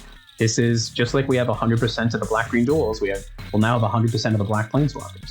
So we'll take that here. Not unhappy with where we are, but I'm going to really need to find more fixing. Also, I just realized, I didn't even think about this. Exploration plus Thawing Glaciers is actually a decent combo. Just because Thawing Glaciers, you have to take a turn off of getting a mana-producing land. I mean, obviously, Exploration is at its best when you're in like a blue-green deck and you're just drawing cards left and right. Or you have cards like Courser Grufix, which isn't in this cube, or Oracle Modiah, which also is not in this cube. So we've got a little bit of Ramp and Mana Bloom. Just a little unassuming card. It's quite weak, but I really appreciate inclusions of unusual cards like this in a cube, especially when the power level is so distinct. Like me in Orzhov Guildgate, but I don't think there's any chance I'm going to be pushing my mana that hard. The real question here is, do I want Pilgrim's Eye or Conclave Naturalists? Conclave Naturalists, I don't think there are actually that many effects of that kind in this cube. It's going to be hard for me to say no to Pilgrim's Eye. It's on the cheaper end of things, and it's yet another fixer. It plays nicely with Exploration. It gives us so there's a tiny chance that we might be able to splash red. And I realize there's a chance that Gruul Guildgate can come back if everybody's really committing to monocolor. And also red is quite open. I do really like this, and I wouldn't be surprised if I'm going to be quite sad when I'm like, man, I wish I had that Conclave Naturalists. But it's a 5-drop, and I'm going to take the 3-drop instead. We've really got 2 options here. Brood Monitor, I'm not that excited by. I feel like you really need very powerful token shenanigans to want to play a 6-drop like this. And Fierce Empath, like, there just isn't enough top ends. I mean, obviously, we don't want to just play this to fetch up a Meteor Golem.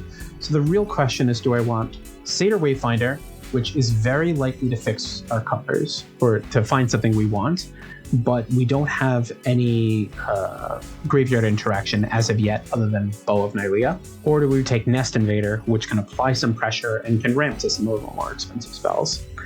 And I could be wrong here, but I think I want the Nest Invader. I would love it if our deck could be sort of 11 forests and then 7 or 8 affected black sources, but actually be able to curve out. So Treasure Cruise and Ray of Command are 2 extremely powerful blue cards. We could end up at the point where we're actually able to splash a card like Treasure Cruise. That said, I think I'm just going to take me a Sylvan Primordial. Restock, card advantage, sure. But Sylvan Primordial is a thing that I wouldn't be embarrassed to pick up when that Fierce Empath almost certainly wheels. And it gives us a replacement for that effect that we've just given up from Conclave Naturalists. And also this blunts most aggro starts. 2 green 4-drops. Got Puppeteer Click. Puppeteer Click is quite strong. Like, it has flying, which is nice, and also it can recur a lot of ETB effects. Can steal your opponent's ETB effects, which is a big deal. Or we could take 2 very powerful finishers. And I like me a Terastodon. I like being able to have a universal answer. I kind of want to take Ever After here. Works really nicely with Shriekmaw, and it's just cheaper. All right, so Mausoleum Turnkey came back, but so did Llanowar Reborn. I want Shadows of the Past. I don't think I want Shadows of the Past. I think I'm in the right color combination for it. Oh, maybe this is just in the cube. Maybe this is in the cube just because there's going to be a lot of creatures dying, and there aren't a ton of 2-drop creatures that you're going to be playing in the interim. Question is, do I want Mausoleum Turnkey or Llanowar Reborn? I don't think I really want the tap land. I also don't know if I really want the Turnkey. A lot of creatures in our deck are going to die. No, I'll take the Turnkey just because it's up 3-2. Whoa, we got the red cap and the Gruul Guildgate. I'm going to take the Guildgate. I like the red cap. I don't think there's any infinite combos with it. It's just going to be a good thing. But again, our 4-drop slot is probably going to be real easy to fill. And if this mana helps, I'll take it. And I am extremely happy and a little surprised when we revealed the stat in it. So we're basically good on finishers. We've almost completely run out of fixing that we can pick up. I'm really just going to be looking for ways to fill up my curve and then unique effects. We did get to replace our Conclave Naturalists. I like me and Nylea's Disciple, but we've got that effect much better already in Obstinate Baloth. Draining Oak's also really strong. I'm going to take the Spectre. There's a decent chance we can't actually put this in our deck. We're probably going to want to be playing green cards early on, but also there's a decent chance we might be a little bit heavier black rather than green. I'm not going to play any of these cards. I'll take Soul Manipulation. There's a tiny chance we play it. I'll take this to snap off green. Going into the last pack, looking for more cheap cards. I'm going to need to commit to one color over the other, and my gut still says it's going to be green over black. Lazotep Reaver, I think there's a very good chance it wheels. I don't think we even are really able to use it that effectively. Profane Command, super strong, but also super expensive. Soul Exchange is a cool reanimation spell. What is it? Journey to the Underworld, but a lot more text because it's from Fallen Empires. It cares about thralls. Got 2 good 4-drops. I love me a Disciple of Bolas, but and also there is a Splinter Twin, very powerful and dangerous card, and we actually don't have an answer to because we didn't take that Annihilate. We can only sorcery speed interact with it with Shriekmaw. From Beyond's also nice, and funnily enough, we might be able to find some stuff to do with the tokens. Nope, we don't have an Eldrazi, but I am definitely taking Treacherous Terrain. Something to do with our mana early on, and it's fixing. We've got some very powerful cards here. Disturbed Burial, I don't think I really want. Elvish Visionary, which is fine, it replaces itself, but we don't have any ways to cheat with it or loop with it, so it's just a cheap thing. Catacomb Sifter is excellent. Faceless Butcher's good. Wild Wanderer, it's the kind of card that I think is going to wheel.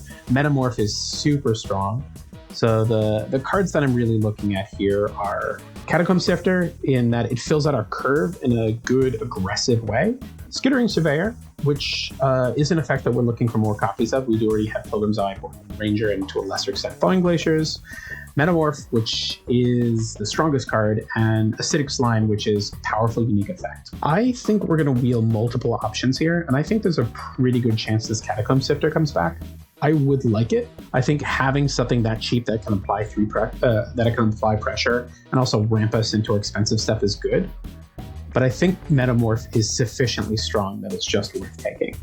Being able to steal your opponent's best ETB effects or duplicate your own is very powerful. Here again, we're going to be doing what I was talking about and taking a unique effect. I'd love to wheel me a Dust Legion Zealot, Chittering Rats. Delver's good. Freakus Mentor will almost certainly come back, but here I'm definitely taking Bontu's Last Reckoning. It is not a very good Wrath, but there are almost no Wraths in this cube. I think there are only 2 cards that say destroy all creatures. One is Bontu's Last Reckoning, and the other is Crux of Fate, both of which are in black, which is part of the reason why I think black is so good, in addition to how good its ETB effects are. I mean, Chittering Rats is so incredibly annoying. Its effect is so powerful. But that said, it feels like black is somewhat open. Red's also open as well, but I'm taking... Everybody knows that Wraths are good, but especially in a cube like this, where you can let your opponent overextend because the entire cube is going to be about overextending with your creatures. Oh, there's a Nissa. Interesting. Huh. Oh, wow. This pack is really good for us. Not taking Flashback Marauder. Love me a Skin Render. And Nissa is interesting. I don't think we take it, but Planeswalkers are very, very good. Love me a Wall of Blossoms, but I think I want the Farhaven Elf. It does make the Mausoleum Turnkey even worse, although it does make Volturus even better, although granted, both of those are 4-drops that I'm looking to cut. I think I'm inclined to take Wall of Blossoms here. Cheap stuff to do early on.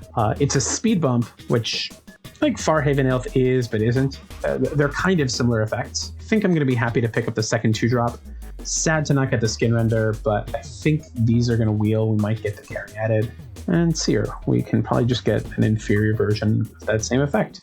Oh no. Oh no. I forgot Birthing Part is in this cube. There's a good argument that the right pick is Yavimaya Granger, but if I'm going to be honest, probably a bunch of people in this cube have never seen this card, and it's not very strong, but it is quite nice. But Birthing Pod is awesome in this cube. Like, we need a 5-drop. We don't have a 6-drop. So really what this is going to let us pod our cheap creatures into, like, our 3-drops into 4-drops. We are 2s into 4s, but I can't not take Birthing Pod.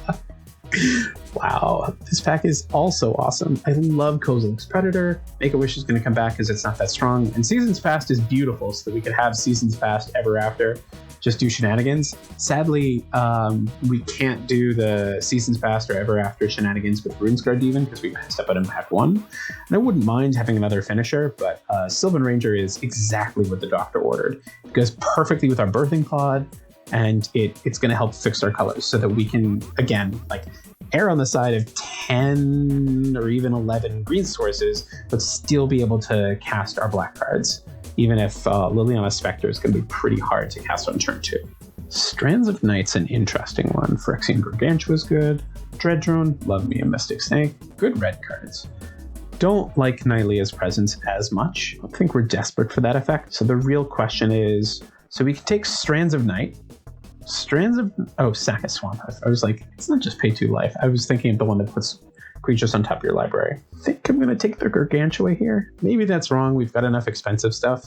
Take Dread Drone. Do we have something to do with our tokens? Oh, no, wait. I'm taking Dread Drone because I really want a 5. I'm going to take the Gargantua, and I just have to remember it. I want a 5 if possible. Cloud Thresher. Rakdos Guildgate's interesting. Hondo Giant. So Rakdos Guildgate, that with the Gruul Guildgate means we can play the Rage Beast. But what we're looking for, let's see, we have 1/6 and 1/5. Actually, we only have 3 4s. 3 4s isn't the worst. Kind of just want to take Hondo Giant. There's also Apex Algisaur. This is a sweet finisher. Although Sylvan Primordial, Staff of Nin, Ever After, I think we can probably have enough expensive stuff. Maybe I'm wrong. Maybe you need more top end than normal. We can have a card disadvantage reanimation effect or a black 4-drop. It's way more powerful than Disciple of Phoenix. I would never have thought I'd actually be considering Phoenix over Disciple, but we actually don't have much of a hand disruption ability. I'm going to take the Disciple Bolus, but I wouldn't be surprised if I feel bad about it. And we got our wish. Basically, everything came back. I was pretty committed to just taking Catacomb Center, which I think I'm still doing, because Warren Pilfers is an effect we already have with Entomber Exarch, but we could obviously use more of it. But the main thing is Warren Pilfers is a 5-drop. That makes our pod curve better. We're really looking for another 5 and another 6.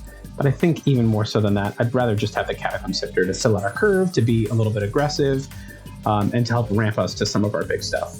We did get a 5 anyway, so do I want a painful reanimation effect or a less painful rebuy? I think I'm actually going to go for the Mender. I think I'd like something a little bit bigger.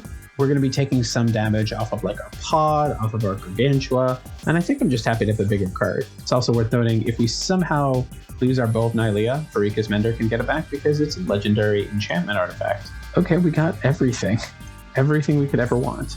I'll take this Farhaven Elf, and we have some cuts to make. I don't think I really want Seek of the Horizon. I'm actually going to take Chaos Warp and throw it on the board, take Make-A-Wish and put it on the board, and we'll get this free Nylea's Presence that I don't think we want to play. Okay, that was fun. Jon W occupies the 6th seat. Jon, a licensed therapist, has a YouTube series called The Cube Counselor, wherein he treats seriously the affective side of cubing, and he addresses the inner life of the Magic player. All right, so we are here for JBro's Enter the Battlefield ETB Cube. Thank you for inviting me, everybody. Jon, Mr. Cultic Cube, thanks for putting this out. All right, so I love exploration. You know, anybody who watches my draft videos know that I love that. Hunting Moa. Palaka Worm is just an amazing draft card. Don't know how great it is in this environment. Bone Splinters with some sweet art. I think I'm going to go with the Crux of Fate. Seems pretty powerful. In a creature, incentivize or a maximize cube. And, you know, we always pick green cards, so we'll go a little against what we normally do here.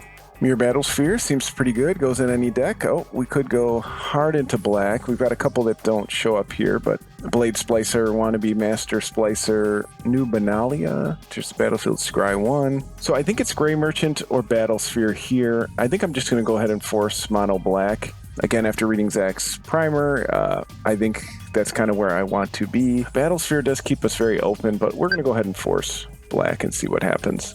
Don't want to get too honed in. Obstinate Baloth, obviously a very good card.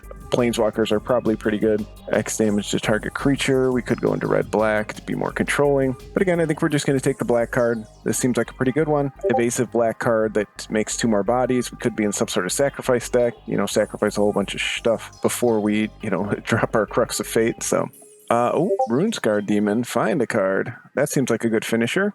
When Vulturous Aven exploits a creature, draw 2 cards and you lose 2 life. Ooh, that seems really good. Will that wheel? Will this wheel? Will Annihilate wheel? Probably not. It's not the best removal, but we need to start getting some. Destroy target creature. It can't be regenerated. And draw a card. Boy, I would like this. I kind of wish we had went in green.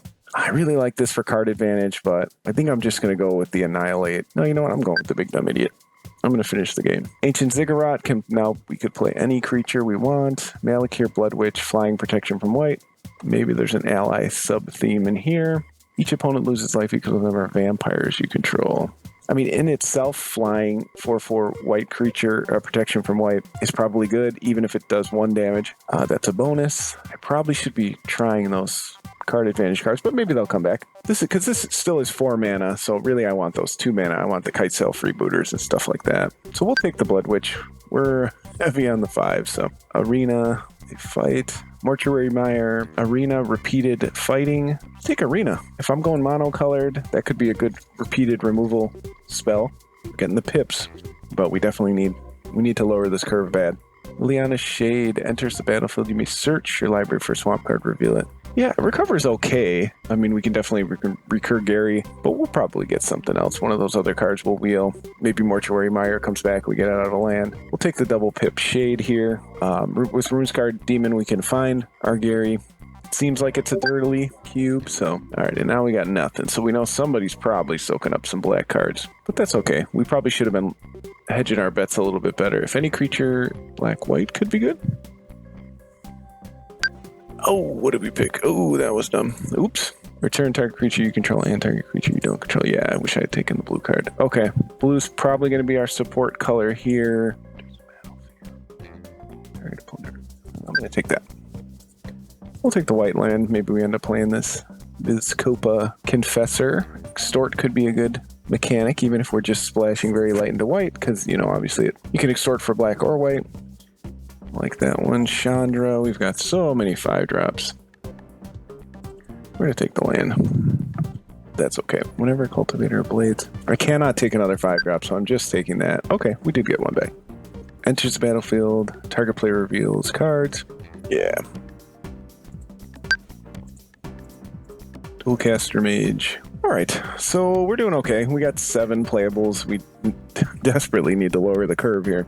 We already know JBro took Gonti pick 1, so he's probably in black, but hopefully we can get 2 and 3 drops here. Murderous Redcap, when Soul Snuffer comes into play, put a +/-1/-1 counter on each creature. Wow.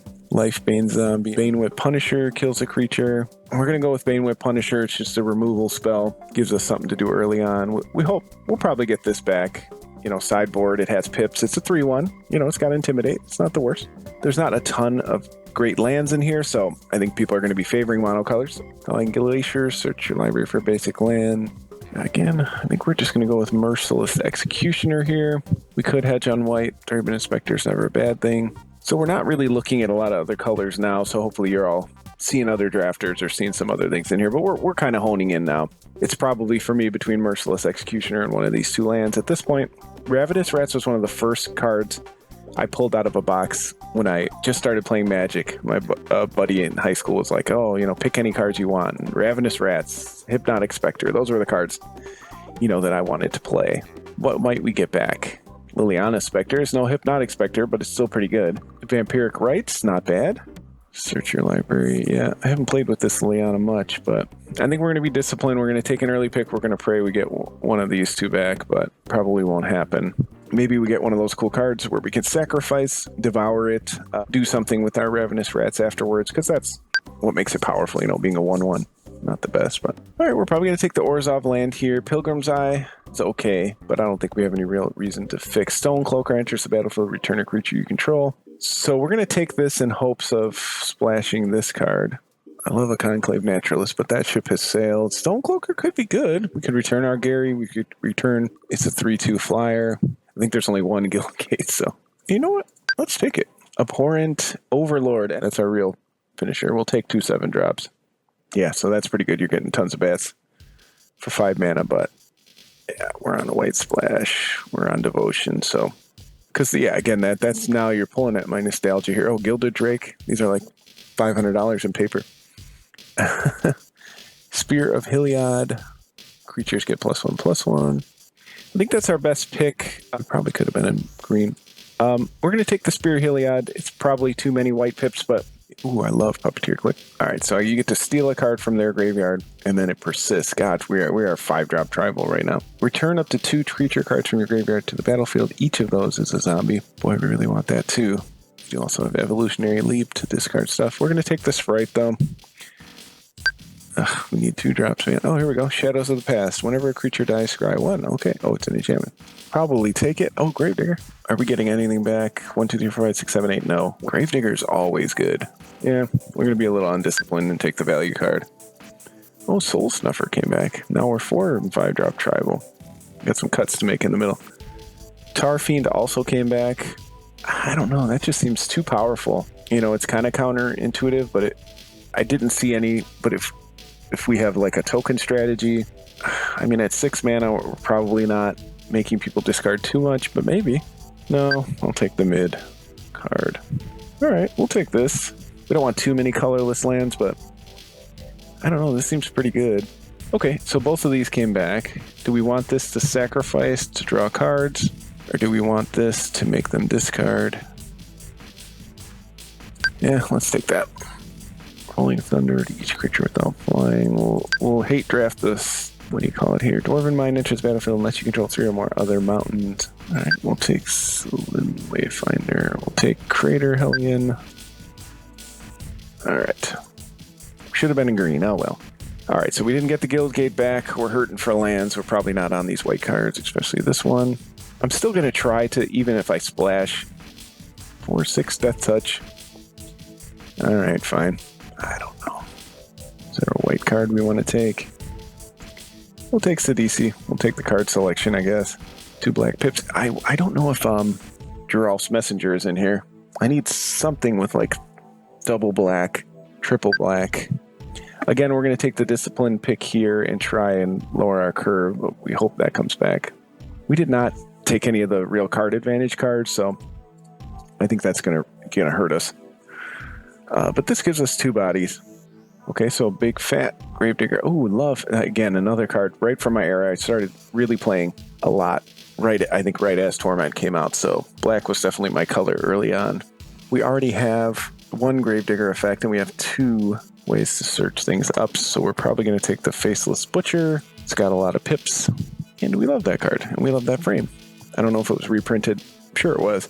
Yeah, so we're drafting a lot of my early days cards, and that is a good feeling. Chittering Rats is probably the pick here because, oh no wait, this card is just so irritating. I used to hate when people played it against me.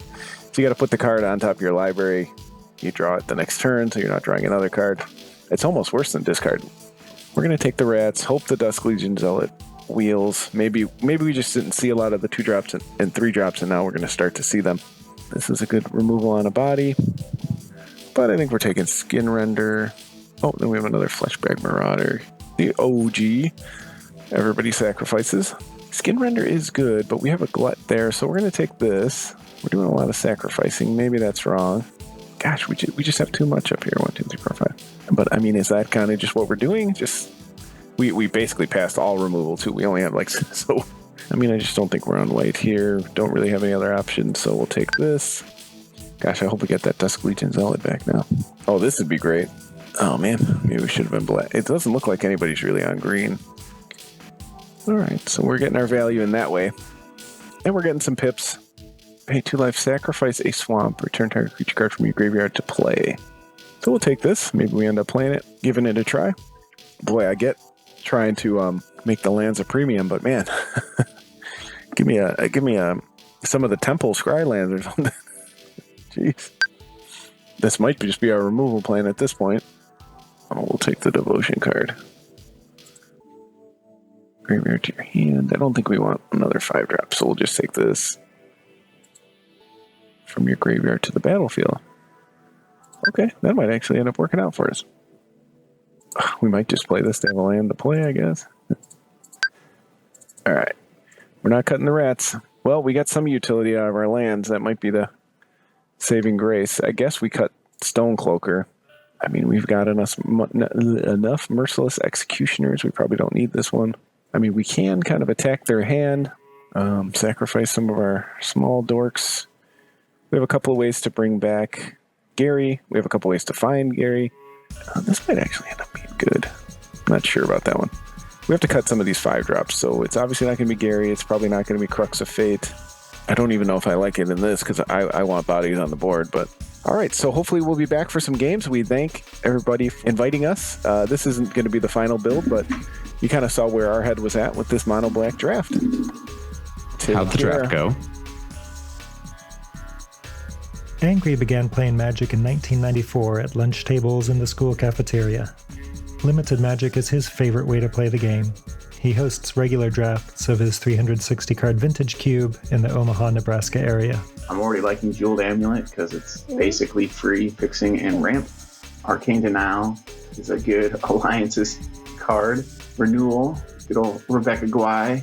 Rager, pretty decent card. I think so my goal in this draft for my deck that I'm going to build, I don't know what colors I'm going to do yet. There's no green in this pack. I am going to really try to focus on curve, so I have something to do each turn. Try to curve out in the game, probably around turn 3. So I'm going to start with Jeweled Amulet and stay very open in this pack. I like Exploration, just because it's going to help us ramp out. Kalaka Worm is a good bomb. I don't know why these ones aren't loading. Garrick Wildspeaker is good also for ramping out. So green, there's no green in last pack. This pack has a ton of green. Now, Exploration's a good card, but once I play my lands out, I don't know what else I'm going to be doing. I don't think there's a lot of card draw. Obviously, there's Jace Beleren in this pack and Champion of Wits, so some card draw there in blue. But with the ability to play additional lands, I want to be able to draw cards or do a draw 7, and I don't think there's any draw 7s in this cube. So because of that, I'm actually going to lean towards Garrick Wildspeaker. It's just going to help ramp out, can defend itself, and seems like a pretty strong pick. There's only 5, the original Lorwyn 5 Planeswalkers in this cube, so 2 of them are in this pack. So I'm actually gonna go with Garrick here. Myr Battlesphere seems like an incredibly strong card.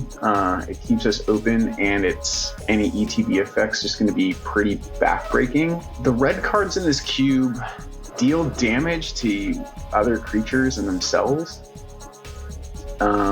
Right, so here's Jaws of Stone, Orcish Cannonade. I don't know how great removal. I mean, removal is obviously good, but when the creature generates value on ETB, like it's already done something. So if I'm spending a card to remove a creature card of yours, then I'm basically down in effect. So I'm not really interested in the red, but I'm going to go with the Myr Battlesphere on this pick. So our picks so far are pretty open. We have 1 green, double pip, and then 2 colorless cards. So I'm liking the start. I'm really not interested in drafting gold cards at all. I'm going to try to stay monocolor, at most 2 colors. Just the fixing is very slow and not high quality compared to other formats like Vintage Cube. So from this pack, let's see, Maul Splicer, we get to put 2 color. Wow, it's a 7 drop. Okay. That's an interesting card. Glimmerpoint Stag is great at flashing in cards and really taking advantage of those ETBs. Here's another Planeswalker. I don't know if I want to go double green, double red. Like I said, I just don't really want to be in 2 colors. Obstinate Baloth lets me put it on. Gaining life isn't really what I'm interested in. You know what? Let's just see how much value we can get with this big giant green oof of a card. I don't know if we're going to get to 7 mana. Wow. So 4 green cards in this pack. So what do I see being, so there's no white in this pack. So the drafters to my white are definitely taking some white, though that Glimmerpoint Stag was just in the previous one. All right, Gatecreeper Vines, a little bit of ramp.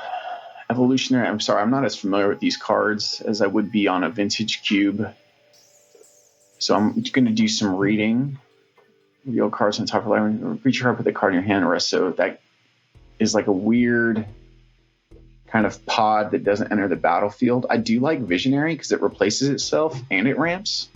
Yeah, I'm leaning towards the Visionary. I kind of want to do some just green, beefy, rampy kind of things. I don't know how great that's going to be.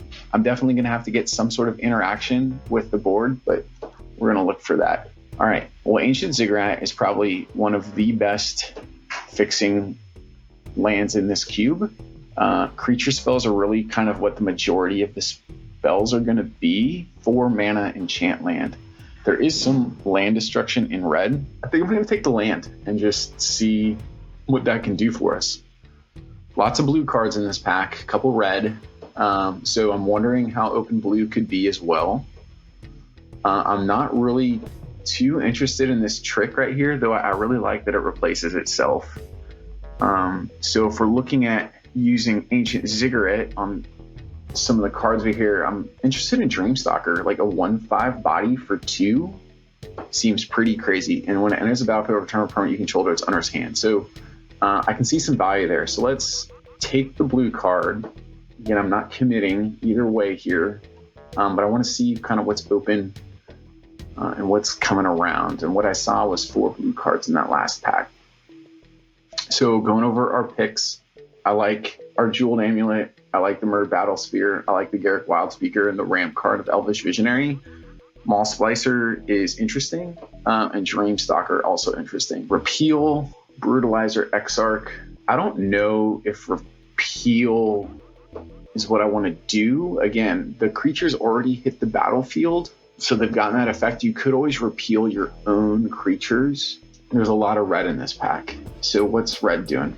Wow. Echo Firemaw Kavu is like a really crazy Flame Tongue Kavu. I guess we're getting repeal. I was interested in that Flame Tongue Kavu, but I ran out of, or the Firemaw Kavu, but I ran out of time on my pick. So I'm definitely seeing red and blue cards coming around here. Return all permanents of the color of your choice to their owner's hand.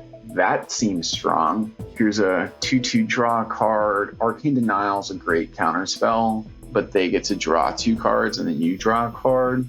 Let's actually go no green cards. I'm kind of between Washout and Arcane Denial, but I think Washout probably has more, if the board's gotten out of control, can help. All right, so blue and green are definitely seen open. Green Mortar returns cards from the graveyard.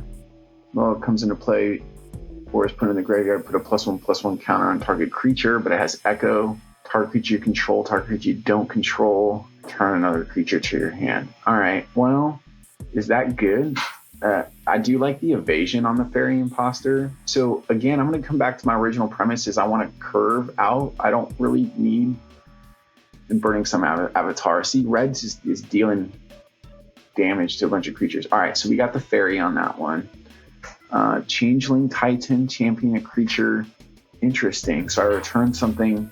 When it comes into play, sacrifice it unless you're moving another creature you control from the game. When this leaves play, that card returns to play. Draw a card for each element. So I don't like that. So we'll take the Changeling Titan. It's a 7/7 for 5. That's fine. So it looks like we're going blue-green. We do have Ancient Ziggurat and Jeweled Amulet for fixing. Dream Fracture is a counter spell. They draw a card. Counter target spell's controller draws a card. Draw a card. Exchange control of 2 creatures. Now, that's interesting because you don't get the ETB when you exchange control, so that's really a pretty big cost, because all the things in this cube do ETB. So I'll take the counter spell, but it's likely going to be a sideboard card. I'll take Cultivator, another 5-drop, and then we're down into cards I'm probably not going to play, and I don't think I can put them in my sideboard yet. For each, exile cards from the graveyard, and that seems pretty good, but it is triple blue. All right. Well, there's TeamJbro's Thraben Inspector. I'm not going to hate draft that for him. I hope he sees it on a wheel and gets very excited for it. I'm going to tune into TeamJbro's draft just to see his reaction. He's going to ding the bell. I know it when he sees this card in draft. Okay. I like Thawing Glaciers. It's slow, but ramp. Filigree Familiar is open. I don't really care about the life. This is a 6-drop. Here's a 4-drop. So because I'm so unfamiliar with the cards, I'm really looking at mana cost, on color right now, some fixing or ramp, because that's what green wants to do. So I'm actually going to go to the Gift of Paradise here. It's going to fix us for blue, and it's going to ramp us at 3 mana. So I think that's the pretty easy pick. Thawing Glaciers is interesting. I wish I had experience playing with this card. I just don't. So I actually don't know how slow Thawing Glaciers is. It's going to cost essentially 3 mana to ramp out a land, but that's any land, so it does fix you. So we're going to take the green ramp here. Another Rebecca Guai. Kudos to TeamJbro for throwing some sweet art in his cube. So Quarian Trailblazer ramps us. I'm not really interested in gaining life with Disciple. Return a creature to its owner's hand. Draining Welk. Portent's not the worst card, to be honest. But so it's some card selection and card draw. So I'm between Portent right now and Quarian Trailblazer. We have cards that interact pretty well with Trailblazer. Yeah, I'm going to go with Trailblazer. It's more card advantage, whereas Portent is card neutral, right? Because you spend a card on Portent and then you draw a card at the beginning of next turn's upkeep. So we'll go with the Trailblazer, and it's the sweet, sweet Rebecca Guai art. I'm a big Rebecca Guai art fan. My spouse has framed a couple prints for me that are in our basement. It's the channel and the white Oromancer Rebecca Guai art, and I think it's pretty cool. So this is a win-win. Mana Bloom I've played with in Return to Ravnica, but I don't think it's great. Neverell's Disc. Now that is interesting. Wow. So that is a board wipe in colorless. Do I want that? There's a very strong effect, like a very strong effect. Rushing River, not looking for that. Omen Speaker is fine. Little card selection. Destroy target artifact or enchantment on a 5/5 or on a 4/4. So, okay. So how are we doing? God, I'm really interested in Neverell's Disc. I don't know if I want it for this deck. I don't know, but I think it's a strong card. It destroys everything. I'm going to take it. I don't know if it's right to take it here, but I think the effect is so strong and unique in this cube that I think I might want to have access to it. Okay, wow, there's a lot of green cards in this pack. Fierce Empath is great. Do we have anything it hits? Yeah, we have the 7/7. I guess that's it, so it's not that great. Hornet Queen is an army in a can. I love that with Mirror Battle Sphere. Brood Monitor is cool. It kind of creates some mana. Satyr Wayfinder. So I'm going to take Hornet Queen here, and then I'm going to start coming back towards filling out some 2, 3, and 4 drops, I think. So I'd love to get Satyr Wayfinder on the wheel. I think I'd rather have Satyr Wayfinder. No, Nest Invader is actually better. So I actually hope I get Nest Invader on the wheel, but I'm going to take Hornet Queen right now. Wow. All right. So we picked 2 colors, and I think we're definitely in the right color pairs here, right? Like, we're seeing a ton of blue and green from our left. Gilded Drake is just a disgusting, disgusting card. That is so strong. Ray of Command is interesting. Sylvan Primordial is a great card. But Simic Guildgate, I'm going to eat my... And Treasure Cruise? Oh my gosh. I want Guildgate, Drake, Primordial, and Cruise from this pack. There's 1, 2, 3, 4, 5, 10, 11. So there'll be 3 cards left. I mean, Sylvan Primordial is such a bomb. Such a bomb. We're going to eat our vegetables here and take the Fixing Land just because it's exactly in the colors we want. Yeah, I'm really happy with the direction we're in. Terrastodon is a huge bomb. Civic Wayfinder into the battlefield for basic land able to put in your hand. Unfortunately, there's no natural order to get Terrastodon out. So how am I getting to 8 mana?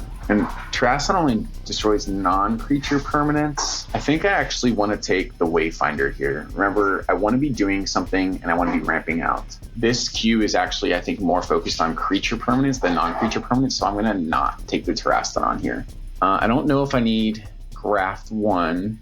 Then I got Search Alarm Visually put on the battlefield tapped. So that's a sorcery that ramps and creates an Eldrazi for 3. So this is just a pure ramp card.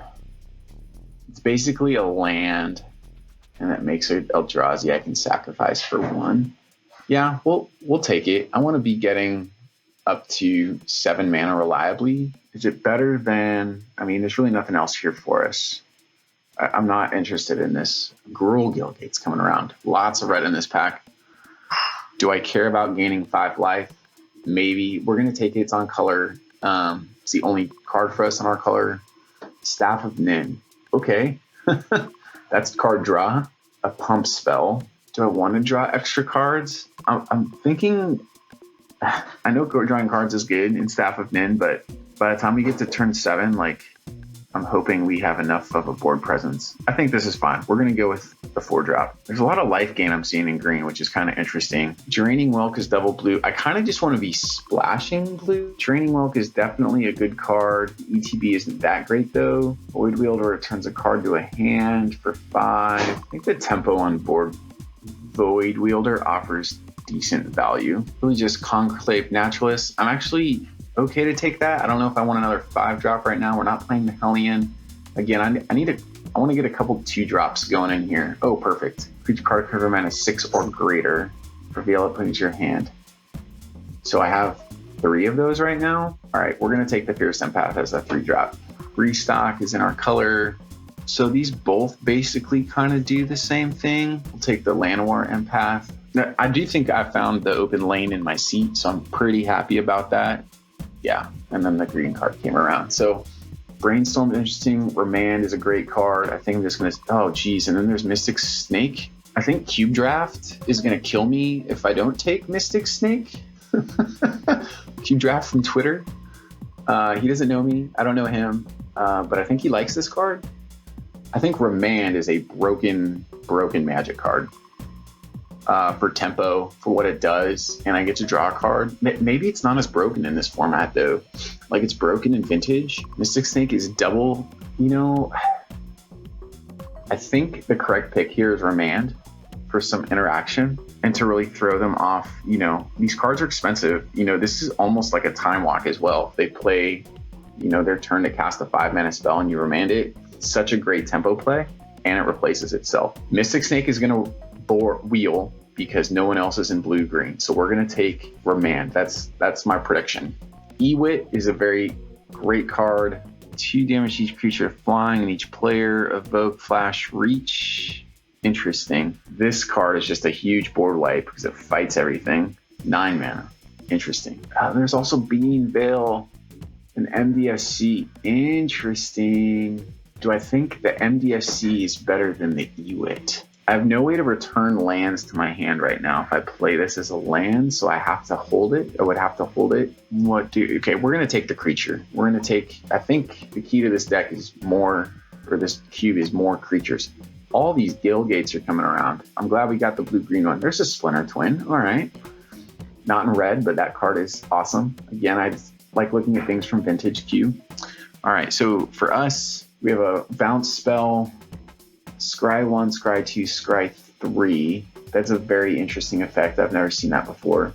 I don't like Echo on that. Echo is so painful. So you basically lose the ability. Yeah, you get the creature, but if you don't pay Echo, it goes away. And so I'm really paying for a spell at that point. This is kind of some inevitable... I mean, it's not inevitability. It's just making 1/1s on your upkeep that I can sacrifice to add 1 to my mana pool. I'm okay with this. Let's take From Beyond for now. I don't know if that's right. Oh gosh, Acidic Slime. That's a hard slam right there. Ooh, and Elvish Visionary. I don't... yeah, Acidic Slime is really good. Elvish Visionary is also pretty good. How are we recurring these things? I really just think I want to be Acidic Sliming. It's got Death Touch. It's going to be a great blocker. Great attacker. There's Flame Tongue. There's the real Flame Tongue Kavu. This is a 0/3 for 5. Create 2 1/1 Dodger tokens with flying. Are we playing blue? I mean, we do have Remand. However, Eternity, I don't think I'm going to play because it's triple blue. I'm really not looking to play any double blue cards, to be honest. There's really not... I mean, I guess I could take a Kavu. Okay, so here's just an on-color... I'm going to take the Planeswalker. I think the value is going to be there. Tulsimer is probably pretty good too. Planeswalkers just onboard value each turn recurring. In this pause, I'd like to give a shout out to Jon W, Cultic Cube. Thanks for inviting me to do this draft. Super appreciate it. I hope not to let you or your podcast and YouTube viewers down. All right, so some more cards I'm not familiar with. Not looking for a double blue card. 3/2 Evasive Flower that draws a card. I like that. Search library for 3 basic land cards, and put them in your hand. Okay, that's a ramp spell. And then during your Granger comes into play, you may search the library for basic land, put that card into play tapped, shuffle your library. Let's ramp out a little bit. There's some, Fairy Imposter, Dream Stalker combos with it if I can play them on the same turn. Oh yeah. All right. Return any number of cards to grab your hand, put Seasons Past. That's a crazy card. 2, Make a Wish. 2 cards at random. I don't like that. This is some insane card advantage. What does this one do? It comes into play. You may return an instant card from your graveyard. All right, let's take the card advantage. I don't know if it's going to make the deck. See? Never had a doubt. Mystic Snake on the wheel. Well, we're going to play it. I know it's a double blue card, but just on principle, we're going to play it. You know what would be sweet? Is if they put Mystic Snake. So I'm going to show my ignorance, but you've seen the Time Spell Remastered spoilers. Like, are they going to have some old bordered gold cards? And if so, is Mystic Snake going to be one? Because that would be pretty awesome. Pretty awesome. I'll take so here's the Being Veiled again. Interesting. I'm going to play it as MDFC. I like it. I like it. Shout out to all the streamers out there. So Floopy, Minx, and TeamJbro. I don't know how you guys stream and draft at the same time. This is incredibly stressful. So mad props. All right, here's an Echo card. Here's a card that's super weird. I'm going to take the Guildgate. Don't know if I'm going to play it. Pretty much not really looking for too much else. I like that we fell into an open lane. I like that I took some fixing with Jeweled Amulet and Ancient Cigarette and Simic Guildgate, and even this MDSC here for Bean Veil, which will be good in case if I draw my... Oh, wow, Elvish Visionary came around. That's a slam. That's going to get slammed. Yeah, we definitely found the open lane, so this is super good. Things to cut. I'm going to cut Hour of Eternity. I'm just not interested in triple blue and try to just have a decent curve here that's kind of, 3 and 4 mana. I'm going to take the Solar Blast because the art is awesome. Looks great. Oh, Tolsimir came around. Defender when can draw a card. Interesting. And it's a 2/5. I mean, we're going to take this, and then we got Spell Symbol. All right. So that's the deck, or at least the draft. See ya. Ben Adams is a longtime player and cube aficionado who loves designing unusual environments. Big props to Ben for organizing the TeamJbro Discord server as a hub for people to come together and set up cube drafts. Ben did a ton of work making this event frictionless and successful. Thanks, Ben. So pack 1. I promised myself that if I opened a Kiki Jiki, I might take it first, but also since I did the same thing with Whip of Erebos, because this card is kind of stupid in this cube, because you just get back all the ETBs and everything. I don't think red is very strong, but I said that Kiki Jiki is probably one of the best reasons to be there, but it's triple red, and that's not great. Gonna just take the Whip. Repeal's not amazing. Recover's not bad, but it's just so much worse than Whip. Hoping to wheel like the Recover. Hoping to just grab some really good value black stuff. The last draft of this I was black-green, because I think green is the best color, and that was pretty insane, but we'll see what's open. I think Whip can make a lot of decks good. Yeah, this Gear Hulk looks real tasty. Just such a good card. Removal's also a bit clunky in this cube, and so I just want to stay black, right? Both these cards are insane. Dregs of Sorrow seems interesting. Warstorm Surge looks really fun. I think that's pretty much it. Nimble Innovator just seems, it seems fine. Same with Arcane Denial, and I know that one's fairly reasonable. Oh no, that's not what I thought it was. Never mind. I don't want to play that. I want to play Rager. I want to get back Rager and just take the Gear Hulk here. Or if Warstorm Surge wheels, that'd be sweet. Some red-black value. Let's see, I'm passing to Jbro. So I see Palaka Worm is very big. Bone Splinters would keep me black. Jace is a good card, but plus also with Green Warden, so whoever's on my right might not be in green if they're passing Green Warden and Palaka. I think that is a decent sign. This card seems totally reasonable too. But triple red, I'd just rather have a triple green card. This green is much, because there's pretty bad fixing in this cube. I think if we look over here, it's just Guildgates and green cards, and that's what makes me want to go into green so much, because I'm able to cast my spells. This card is not very good. So there's no green or black cards at all. Gruul Rage Beast is good if you can cast it. None of these other cards seem playable. I'll take the Master Splicer. There's a Blade Splicer, Master Splicer, Sensor Splicer. So I could be into this. I know there's also the 5-mana artifact one. I'll take that in the off chance that I go sort of Golem Tribal, which sounds funny to say, but I don't really, I want to be green, black with these. Can we get a pod?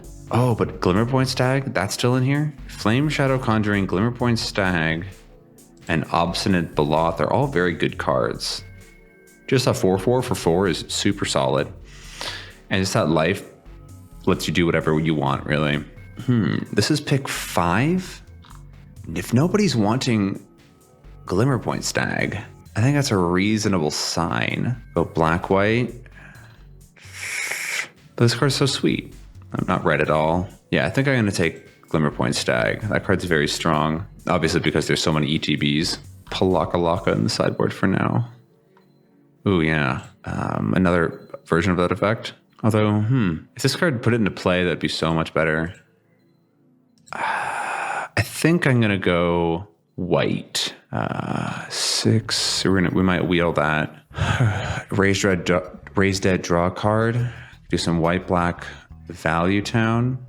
I wouldn't hate this either. The Vulturous Haven, but the Whisper of Vigil just seems really strong here. Miraculous Recovery is another one of the white cards that I was eyeing early on for some power. Cards, things die all the time, right? And just bringing back that and getting another thing. Oh, but the Dawn's Reflection?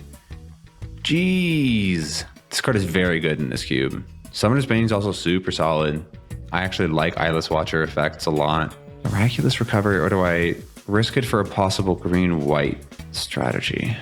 Miraculous Recovery, it's an instant. I'll take white-black. I've drafted green enough. That's good enough for me. Oh my god. That card's very good. Okay, Hookmaster lets me not die if I'm staying white. I also need some lowers drop spells. I don't think that land is good enough to take here. I'm just going to take the white card. Going to be looking to get some like Charming Prince, Knight, Core. All of these cards would be great. And all of like some of these like early just black cards. Chittering Rats would be fantastic. So I wonder if we're going to get back that Rager. Probably not. Here's the Recover. Okay, red seems open. Stormfront Riders returns creatures. Another creature is returned to your hand from play. That seems very niche though. Oh well, I'll take it. I don't really want a Race Dread draw card. Resto and Charming Prince, I believe, are the other possible flicker creatures. Oh. Angelic Renewal. Oh, but the Warstorm Sturge came back. Black hasn't felt particular, but like those cards are just so good. Yeah, no, I'm keeping black. Red-white seems bad. Sure, I'll try it. Wow. Well, now it might be green-white. These cards are very good. So those versus Whip. Noxious Gearhulk. I think black is still winning out right now, but it's some other insane green stuff wheels. Whenever a creature deals damage to you, put a gold counter on it. Each creature with a gold counter on it is a wall. That seems terrible. That's like the worst mode I've ever seen. They have to hit you first? A 6 mana make some 1/1s? No love for the mass polymorph? Okay, looking for early drops.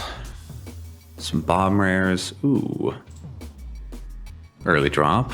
Early drop. Early drop. Oh, but God Pharaoh's Gift is insane. Yeah, wow, there's a lot of cards here that I want. I think that I can wheel something good. Liliana Vest, Liliana Spectre, Ravenous Rats, Wall of Omens, Fiend Hunter, and then secondarily these two. Maybe this. I think I'm just going to take the God Pharaoh's Gift though because it's so good. We also have Guildgate. Ooh, Precursor Golem. I know I wanted early drops, but that's also Pilgrim's Eye. Precursor is good, and I have the Master Splicer. Try to go Golem, Tribal. Neb's Disc seems interesting with this recursion. I think I'm going to risk passing this Pilgrim's Eye. I can get back this Stonecloaker, I think. What? Obsidat's in here. That's sweet. Another 5-drop, but I don't really want anything else in here. I don't think I'm going to be casting that Hornet Queen or anything. I'm going to take the Obsidat. I don't want more 5-drops, though. Ooh, perfect. Wow, Sylvan Primordial is still in here, too. Gilded Drake, sweet. Restock's pretty solid. Yeah, I don't really want that Spear of Heliod. I'm just going to take the Knight of the White Orchid. That is Ramp. Oh. Really, that's the other black-white card? Ooh, Attended Knight. But I sort of want this Ever After, too. No, I have enough graveyard shenanigan. I could also wheel one of these two. That's an opponent's graveyard, though. It's fine. I think this Attended Knight is going to be very important. Draw a card. Nasty Terrasty. Feels a bit awkward to have all these token producers and not really have a way to buff them. Oh, Gravedigger is solid. Ooh, Victimize. Kind of want that Shadows of the Past, too. That seems sweet. When it comes into play, put an 0-1 goat for each. Growth Spasm is a good green card, but I think Victimize is super solid. So we're doing white-black Graveyard. All right. I'm okay with that. Seems cool. Going for Synergy. Wow, nothing cheap though. Choose target, return that creature and the sacrifice card to the battle. Oh. Huh. That's cool. This Tar Fiend is also mildly interesting. Can this get really big? Oh, I guess we're taking the rescue. I don't think I'm gonna play this. It is a flyer. I'll leave it in. Also, this format's kind of slow and grindy, so having just a bunch of 5-drops in this doesn't seem bad. Or terrible. Seems not great, but what you gonna do? Ooh, love me a Filigree Familiar. 5-mana do nothing? Yeah, I'm taking this Filigree Familiar. That's awesome. Card that you can always cast on 3 that can help you draw a card. I'm in. Like, I'm taking Solemn over, like, kind of anything here. If we see it. Doubt it, though. Ooh, Skittering Sphere. We passed Pilgrim's Eye. I doubt we're getting that back, but... Discard a card. They're all very comparable creatures. This one's easiest to cast while still being valuable. We passed that +1/+1 counter synergy, so I'm going to take this. I think black is going to be a bit much to ask for right in the beginning. Well, whoever wanted this Mana Bloom doesn't get it. But Garden Hellkite, yeah, nobody's really in... Is nobody in green either? No. That seems weird. Can I get that in my graveyard anyway? Because I have a lot of ways to recur stuff. Wow. What are people fighting over? Maybe I could have had a sick red-green ramp deck. I don't know, this white stuff's felt open. I have some big chonkers. Wield that Shadows of the Past. Shadows of the Past seems super good. And these games go really long. Maybe there is a red direct damage deck somewhere in here. Destroy all Sunblast Angel. Recumbent Bliss. Sort of a weird thing. There's no other good cards here. Sunblast Angel. I think I'm just going to take this simple removal spell at the beginning. I think we can wield the Sunblast Angel. Recumbent Bliss. It's a weird pacifism. Most of the cards after they're in play are about attacking and blocking. Cool. Okay, this is good. 2 drops. Core Skyfish would be a nice wheel. No, Strands of Night. The Spice. I think I have enough recursion effects that I'm just going to snag the 1/1. Rescue from the Underworld seems very good in this. Sack like a Precursor Golem and just return a Noxious Gearhulk at some point. Hey, Sensor Splicer. We have 1, 2. We just didn't get the other one. Let's see. Comes into play, gain 5. It's got Echo. Echo seems really bad. Oh, that goes in the graveyard. I might play that if I wheel it. Each player sacrifices a creature. Meh. That's really all I'm got here. It's going to be mono 5s. That's a little rough. Profane Command is super solid. Soul Exchange. Exile a creature you control. Return target creature with +2/+2 counter if you exile a Thrall. That's weird. I think I'm going to take the Profane Command. Ooh, White Main Line. Oh, Skittering Surveyor. Sick. Oh, but Disturbed Burial. That card is insane in the late game. I'm going to have to take the Skittering Surveyor, but I want that Disturbed Burial. I want that Disturbed Burial real bad. That White Main Line wouldn't be terrible either. Oh, Dusk-Legion Zealot. That's great. Actually, I think I might cut the Angelic Renewal right now. Well, that makes killing my stuff really hard. Wow. Wait, really? Cataclysmic Gearhulk, Geist Honored Monk, Eliminate the Competition, and Skinrender are all very strong cards. Geist Honored Monk is, I feel like, it's very good in this sort of... Also, Fairhaven Elf? At this point? What are people drafting? Another 5? Let's cut... Oh, I guess that card's good with that. Yeah, I think we're cutting Stormfront Riders. Oh. Gift of Immortality. Also, Spell Swindle being here is a sin. Same with Griffin card. That card's excellent in this cube. Draw a card. No, yeah, we're taking Gift here. Because that's a Spice of Meatball. All right, we didn't get that Sunblast Angel back, or whatever that card was. You are not allowed to kill my Godrose Gift. Somebody. Well, okay, so we have probably our full deck here. Another Eldrazi. No, I don't really want that. It's a 4/1? Yeah, that just dies. Let's see. I think I might cut... Shadows of the Past seems very good. Knight of the White Orchid is white. Recumbent Bliss. No other removal? Whatever. I don't need removal. Just play Core Hookmaster. Yeah, I think I'm certainly going to be running 17 lands in this. Sensor Splicer might be the one to go. It is a good one to reanimate. It dies easily. Wow. And also Wild Wonder? Wow, maybe I should have been in green. Wow. Well, I got Inspiring Cleric for now. This will be the deck. I'll figure out the lands. It looks like it's going to be 9-8 in the favor of white.